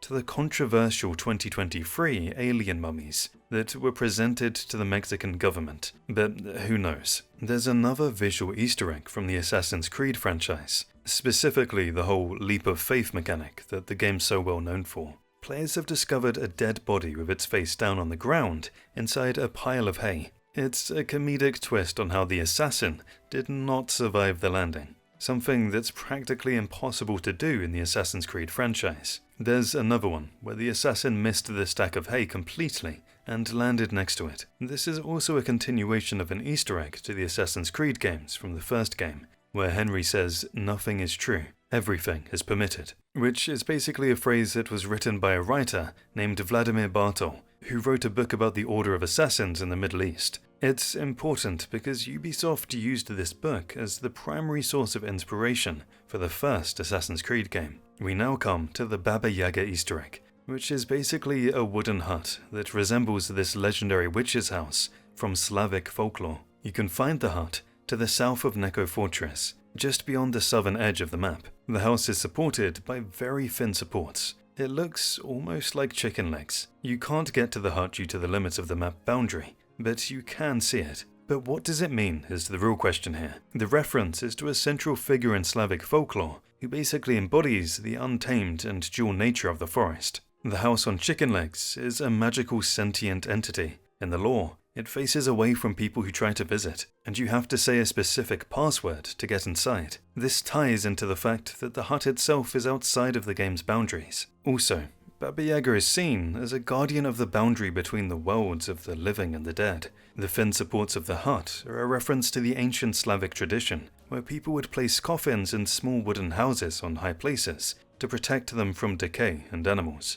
Compared to many Western fairy tale witches, Baba Yaga is not completely evil, and she rewards people who are respectful and complete her impossible tasks. She only eats you if you fail. On top of all of this, there is also a pagan ritual site nearby in the game world. The developers probably did this as a nod to the old ways, before Christianity became the majority religion of this place. Players can also find another Easter egg of a mermaid skeleton, a human skull, and an upper body attached to a fishtail, which is a nod to Disney's The Little Mermaid hidden in water. There's a bunch of stuff around the skeleton that connects it to the mermaid, named Ariel. First of all, there's a silver fork, which the mermaid used as a hairbrush. There's also a bunch of other stuff that surrounds the mermaid, which is basically a reference to how Ariel used to collect human things in the original movie. There's a bunch of other lore that goes into this Easter egg as well, as it connects to a quest. You start the quest when you meet a treasure hunter named Bolek randomly during fast travel.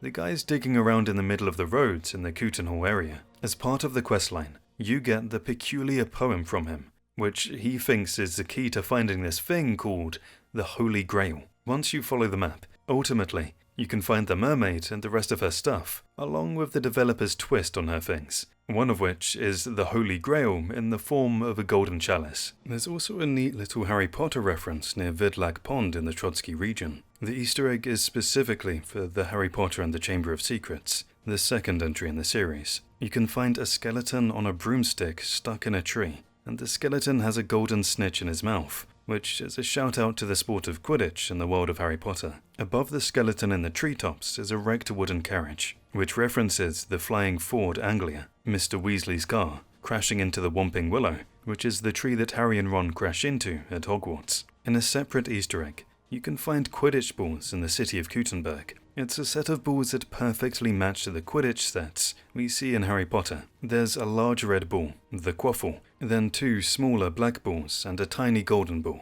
which is of course the golden snitch. The box is near the Italian court, but you can't really access the visual through normal gameplay. You have to spot it from a distance, or use console commands to see it up close. The Holy Hand Grenade is a direct nod to the iconic weapon from Monty Python and the Holy Grail, which is a film from 1975. The reference appears in the game in the form of a special item called the Saint Antiochus's die. The die is named after Saint Antiochus, which basically references the Holy Hand Grenade of Antioch. The in-game description is the same as the famous movie monologue, which says, "The Saint Antiochus's die always rolls a 3, not a 2, and especially not 4. Originally, the die was programmed to always roll a 3. In Farkle, rolling the same dice together gets you a lot of points, so having a set of these dice basically guarantees a win on every turn." This practically broke the game, so in later updates the studio adjusted the die's probability so that it wouldn't always land on a 3. It would just be a very probable thing.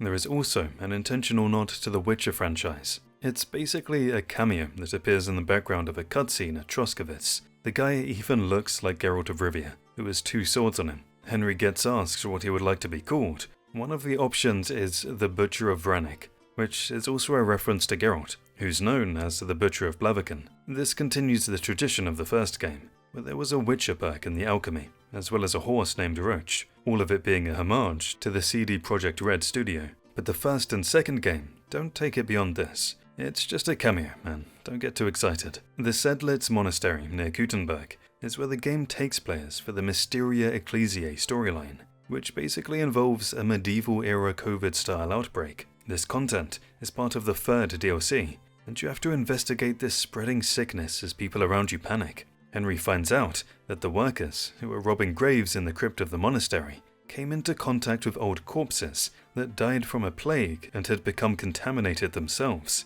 So it's up to him to detective his way through to find a solution. But there's obviously some deeper lore here, and that's what we're really here for. There's a book in the game called The Feast of the Dead, which is basically a story about a plague that spreads during the rule of King Charles IV. The story is that rich people locked themselves into the town hall as soon as they found out about the spread of the plague, and continued to have their fancy dinner parties. while everyone else was left to fend for themselves. But somehow, the plague made it into the town hall, and the rich people started dying. The guard refused to open the locked doors to prevent the spread of the sickness any further. Their bodies were buried in a mass grave that you can find around Sedlitz Cemetery, and a lot of their bodies remain in the monastery itself. The legend of what happened during this plague still lives on in the hearts and minds of the people in Bohemia in the time of Henry. And when you look at it like that, it makes sense why they lost their minds when the threat of plague seemed likely once again. There's this hidden, unmarked quest called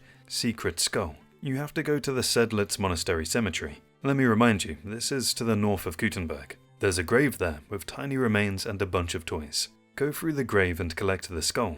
If you bring the skull to the gravedigger, he'll tell you the story of a child who drowned, and the skull you have is that of the same child. Shortly after the child died, the mother, because of her inability to handle the grief, died as well. But unfortunately, the mother was not buried next to her child. To complete the quest, you have to find the mother's grave to bury the two together so that they can finally be at peace. Of course, with so many pop culture references all over the game, it would just be downright criminal to not include Skyrim. During fast travel, there's a chance that you'll meet another NPC, and during conversation with this guy, there's a reference to Skyrim. Remember that dialogue that basically became a gaming legend? Then I took an arrow in the knee. A reference to that guy is one of the dialogue options for Henry in this conversation. We can't miss Lord of the Rings now, can we? KCD2 features a direct Easter egg reference to Bill the Pony from Fellowship of the Ring, which is basically the horse that accompanies the hobbits until they reach the Mines of Moria. You can find the horse at a trader in Grund. Since I've been a Lord of the Rings fan since, well, forever, I just had to buy him. We know that this is the same horse because the horse trader in the game mentions that 4 small and barefooted travelers left the horse behind and that they were looking for an inn. This is referencing the fact that hobbits don't wear shoes in Tolkien's work, and they were probably looking for the Inn of the Prancing Pony in the village of Bree. It's all clearly a nod to the father of fantasy fiction, and Bill, true to his lore, is a very dependable horse, especially for the early game, since he can carry a lot of loot. He's perfect for a good start. There's another reference to the series in the inventory. The item description for the torch says, "May it be a light for you in dark places, when all other lights go out." This is what Galadriel says to Frodo when she gives him a gift in the form of a magical lantern of sorts, when he's about to leave Lothlorien and continue his journey to destroy the One Ring. We also have a One Piece reference, which is a manga for those of you that don't know. It's the iconic straw hat that belongs to the main protagonist, Monkey L. Luffy. Players can find this hat hidden in the game world. It's under a massive old tree in a forest, sitting on some rocks. Even the placement itself is a reference to the specific moment where Luffy leaves his hat behind at Rusakaina before the 2-year time skip in the anime itself. The item description references all the guys who have had that hat before, including Gol D. Roger, Shanks, Luffy, and now Henry, of course. The hat has very weird stats. The conspicuousness is cranked all the way to an insanely high value, making sneaking basically impossible, and it weighs 36 kg. The hat from One Piece weighing 36 kg.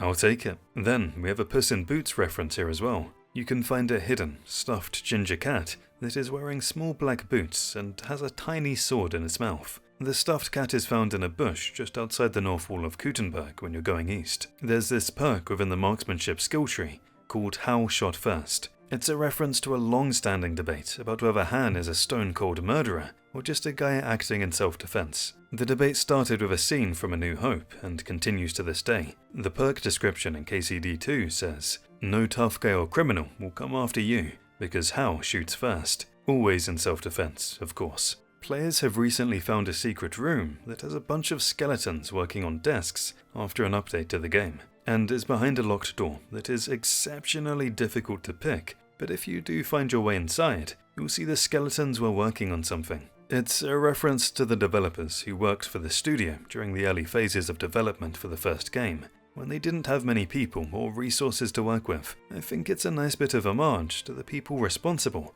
for bringing this legendary world to life. I could probably go on for a while longer about all the references in the games, but let's move on to the endings. Even if you haven't played the game, you probably don't know about the secret endings. And even if you do, I'm sure you don't know about all of them. The first one is the Teresa ending. It's considered the most secret out of all the endings. For those of you who haven't played the first game, or don't remember who Teresa is, she's the main love interest of Henry in the first game, and she's also the main protagonist in the A Woman's Lot DLC for the first game.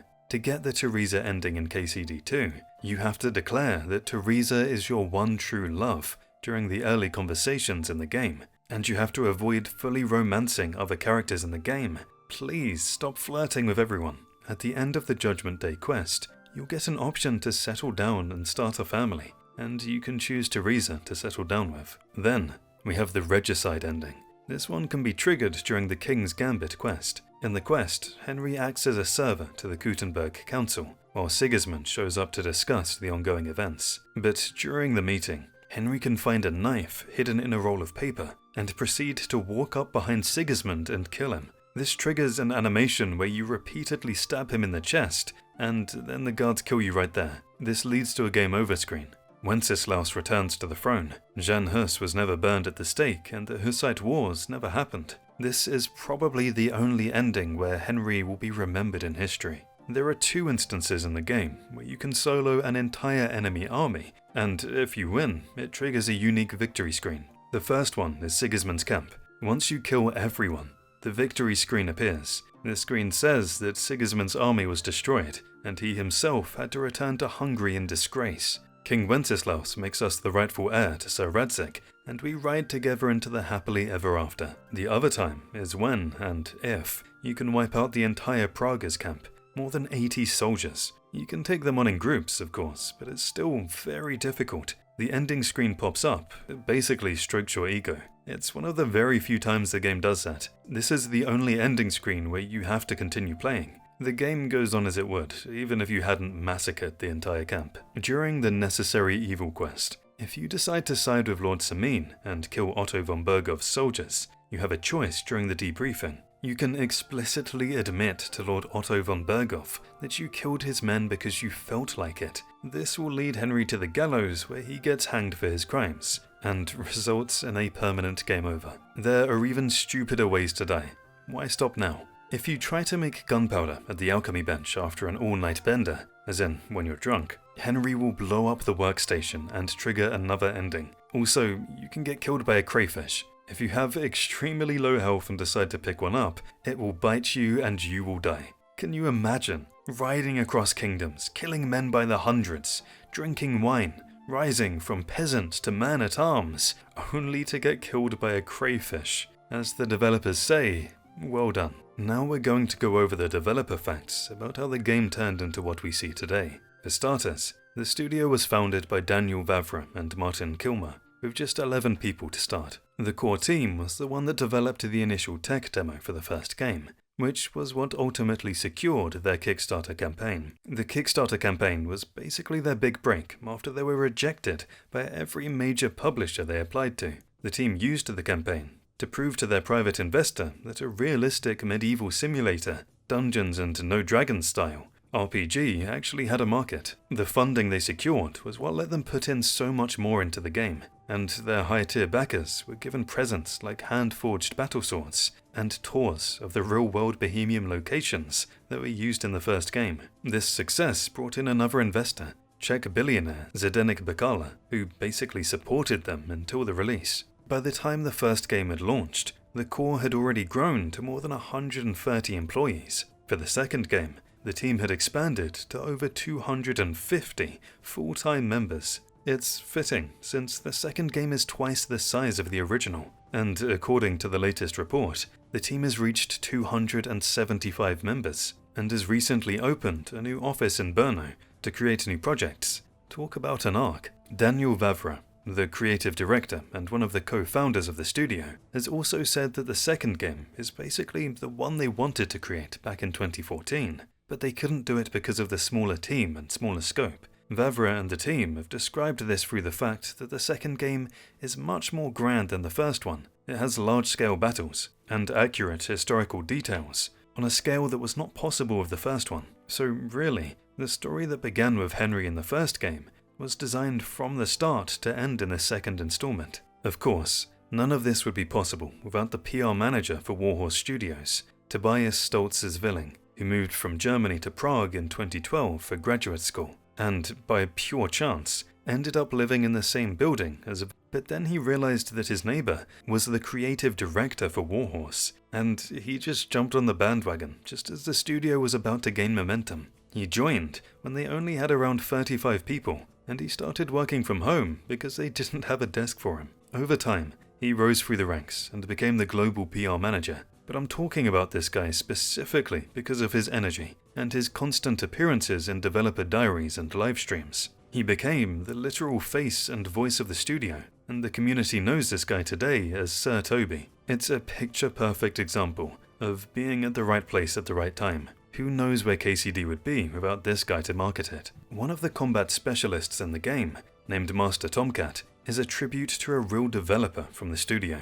In the game, Tomcat teaches Henry the Master Strike. Unlike some of the other trainers, you have to defeat him in a duel after completing basic training before he shares the really good stuff. He's portrayed in the narrative as a Romani strongman with legendary feats in his younger life, but he's more than that. Master Tomcat is actually a tribute to Thomas Kochman, who is actually the lead scripter for Warhorse Studios. The name Tomcat is a direct play on his surname. The recommendation for him being included like this came from his fellow scripter, Petra Amarova, who did this in recognition of Kochman's long-standing contributions to the series' story. The second game is much more grand and cinematic than the first one, which is why the motion capture process to bring it all to life was extensive. The motion capture took around 80 days of filming, with 3 directors present on the set at all times, an acting director handling performances, a stunt director handling the choreography, and a technical director who ensured the consistency and overall cohesion of the scenes. This was a monumental task,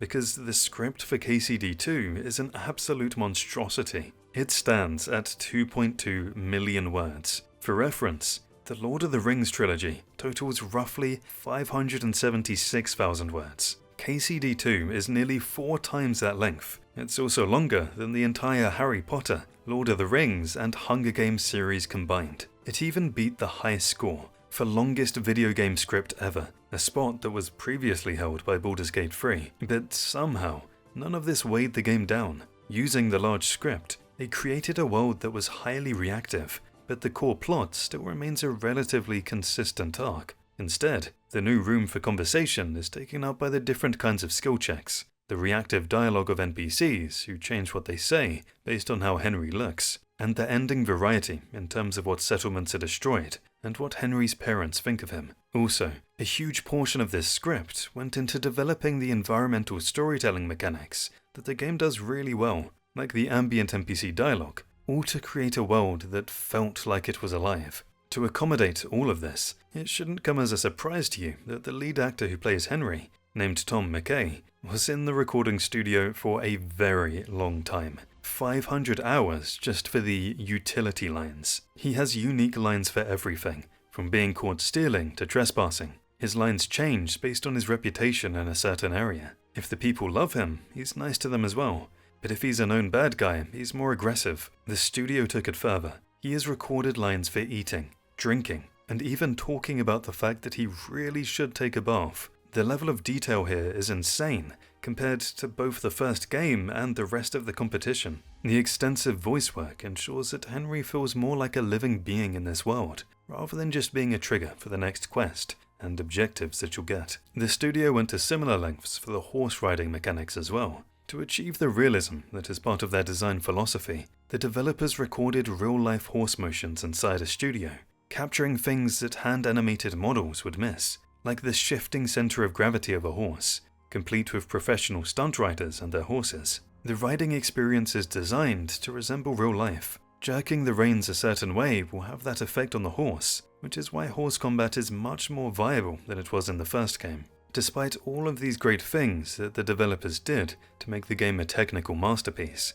they still had to deal with some limitations. Warhorse had to condense the scale of Kuttenberg in KCD2 compared to the real-life historical city, even though the second game city is about 10 times larger than Ratai from the first game. A full one-to-one recreation would have caused technical issues for the game. To maintain their performance, the developers basically created a system that limits the living, breathing world of NPC AI to 70 characters at once. These are obviously the NPCs that are closest to Henry at any given time. A true, to-scale Gutenberg creation would have overloaded the engine's ability to handle all the textures and process the AI along with it. Also, you can't sprint on your horse at full speed within city limits. For those of you who are annoyed by that, this is the reason. To allow the game world to load and NPCs to switch into active simulation in these zones as you get closer. On the other hand, other historical sites like Trotsky are a lot closer to what they were actually like at the time, but the distance between these places was reduced for obvious reasons. Even though these things made the game a little smaller, I still thought it was one of the most immersive experiences I've ever had, up there with the very best. The largest retailer of the Czech Republic, called Alza, sold a limited edition KCD2 PC, which basically featured a real wooden front grille. They were going for the whole medieval workshop vibe with their design. The PCs were built to handle the heavy NPC simulation and the living, breathing world, and they marketed the systems using their ability to handle the intense technical demands to run the game smoothly. It's a celebration of the history of the Czech people, and this game is one of their major cultural exports to the rest of the world. The executive producer of the game, Martin Kilmer, is also a massive fan of the Elder Scrolls 3, Morrowind. He's been very vocal about how modern RPGs and their player handholding frustrates him, and that Morrowind is the gold standard. That's why the DNA of Morrowind is visible throughout the world of KCD2. He talks about how modern titles have removed all obstacles to the player to ensure flow. He thinks that friction creates immersion. You see it everywhere. Morrowind requires players to read signposts and follow directions without the quest marker. KCD2 also encourages you to learn the land and follow landmarks, and rewards you for it, instead of just following the quest marker, which does exist, but I preferred playing without it. In both games, you can start out as this nobody who can get killed by a hamster. You rise through the ranks and become somewhat formidable. The leveling system is also inspired by that. If you want to be better at stuff, you have to struggle with that stuff in particular. This guy also pushed for the save schnaps system, which was a polarizing feature within the studio, and he defended it as something to make player choices feel heavy and meaningful. It resembles the Morrowind feature, where the game would let you kill essential NPCs, and then proceed to tell you that the world was now doomed, rather than make the NPC unkillable. I'll come back to the Savior Schnaps in just a bit. Warhorse also happens to be one of the few studios with a full-time, in-house historian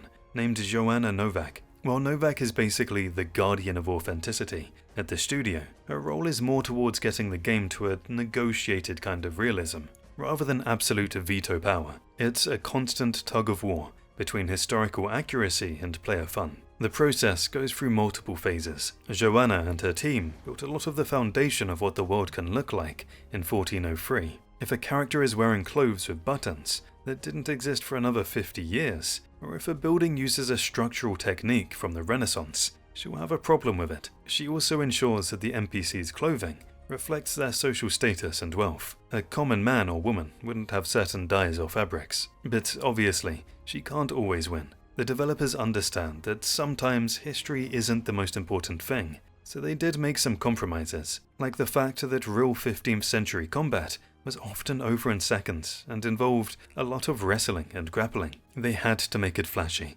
which created the melee system that we have today. Also, real medieval life was incredibly slow, and the average person was even less important than what the game makes Henry feel. So the developers obviously had to work around that to make the game worth playing. None of this stuff would have happened on an actual random Tuesday in Bohemia. For the development of KCD2 in particular, Joanna's job was even harder because they had to build Gutenberg, which was a multicultural silver mining hub. This meant that she had to research the specific fashions of German, Italian, and Hungarian immigrants who would have been in the city in 1403, making the accuracy check much more of a drag than the rural setting of the first game. Daniel Vavra spent years hiking through the Bohemian paradise. There are even pictures of him exploring the area all the way back in 2012. He was dreaming about building this place long before he actually got around to doing it. His obsession shows up in the development style. They spent years hiking around the region, and they used something called laser terrain scanning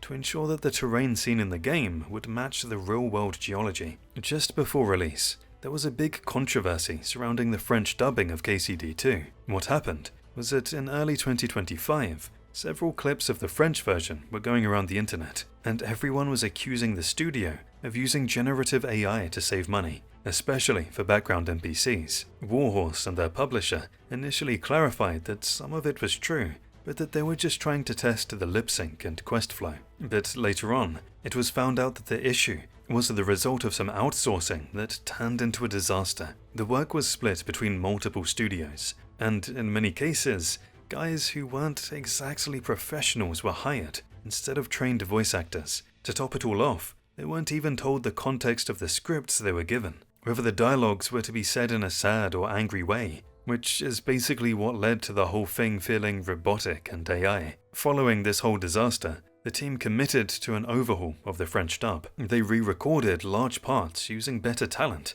to make sure that nothing felt like it was low effort. Daniel himself came into the conversation, noting that he wasn't a fan of using AI to replace the human soul in music or performance. While most of the other major studios in the industry have moved on to using Unreal Engine 5 or other proprietary ray tracing solutions, Warhorse is stuck to a heavily modified CryEngine, specifically so that they can leverage SVOGI. I won't even get into what that stands for. What it does is more important anyway. It's basically the secret sauce that gives KCD2 the signature look without turning computer systems to shreds. The technology allows you to hit an object and actually reflect a subtle glow off of that object towards other things in the surroundings. This is what creates the natural look that makes everything look better. Instead of calculating every single light ray, it simplifies the world into a voxel grid, which basically lets mid-range computers run the game better. This system is why walking into buildings,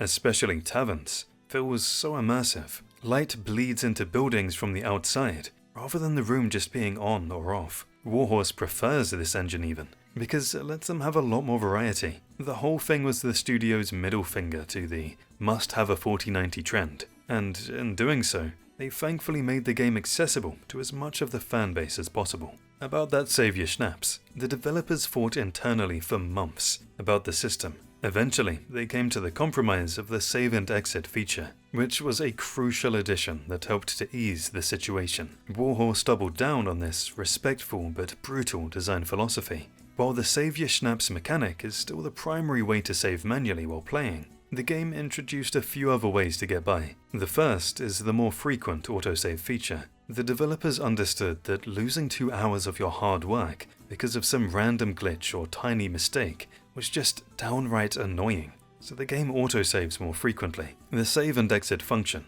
creates a temporary save that gets deleted once you load back into the game. It's the dead gamer's dream come true. Also, getting Savior Schnapps is now a more balanced gameplay loop. You unlock the recipe much earlier, and you can buy it at a bunch of places all over the world. But everything is expensive when you're this poor. If you're crazy enough to play on hardcore mode, the Savior Schnapps system is still around, but say goodbye to the autosaving for the most part, as they are seriously scaled back. If you're crazy enough to play hardcore, you have my respect, but not much else. Daniel thinks that stealing and killing people loses the whole adrenaline rush if there are no consequences, and if you can just spam save files every 30 seconds. The executive producer for the game, Martin Klima, actually started his career creating tabletop games. He's a really big deal in the Czech gaming scene, because he was one of the creators of Dragon's Lair in 1990, which was basically the Czech answer to Dungeons & Dragons, a game that practically raised a generation of Czech nerds. It explains why KCD feels so different from a standard AAA title.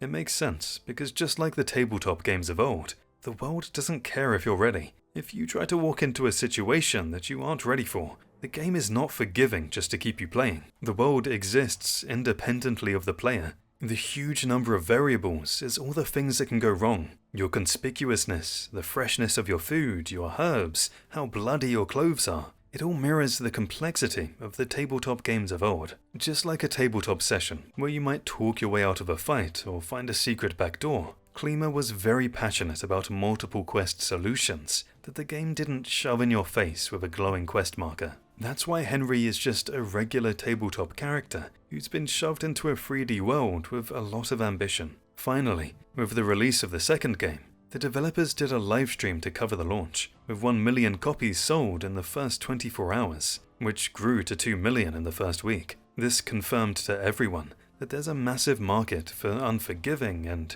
realistic RPGs in the gaming world. Daniel has used this success to double down on his hate for microtransactions. He remains firm on his position that you can, in fact, make millions without selling sparkly horse armor.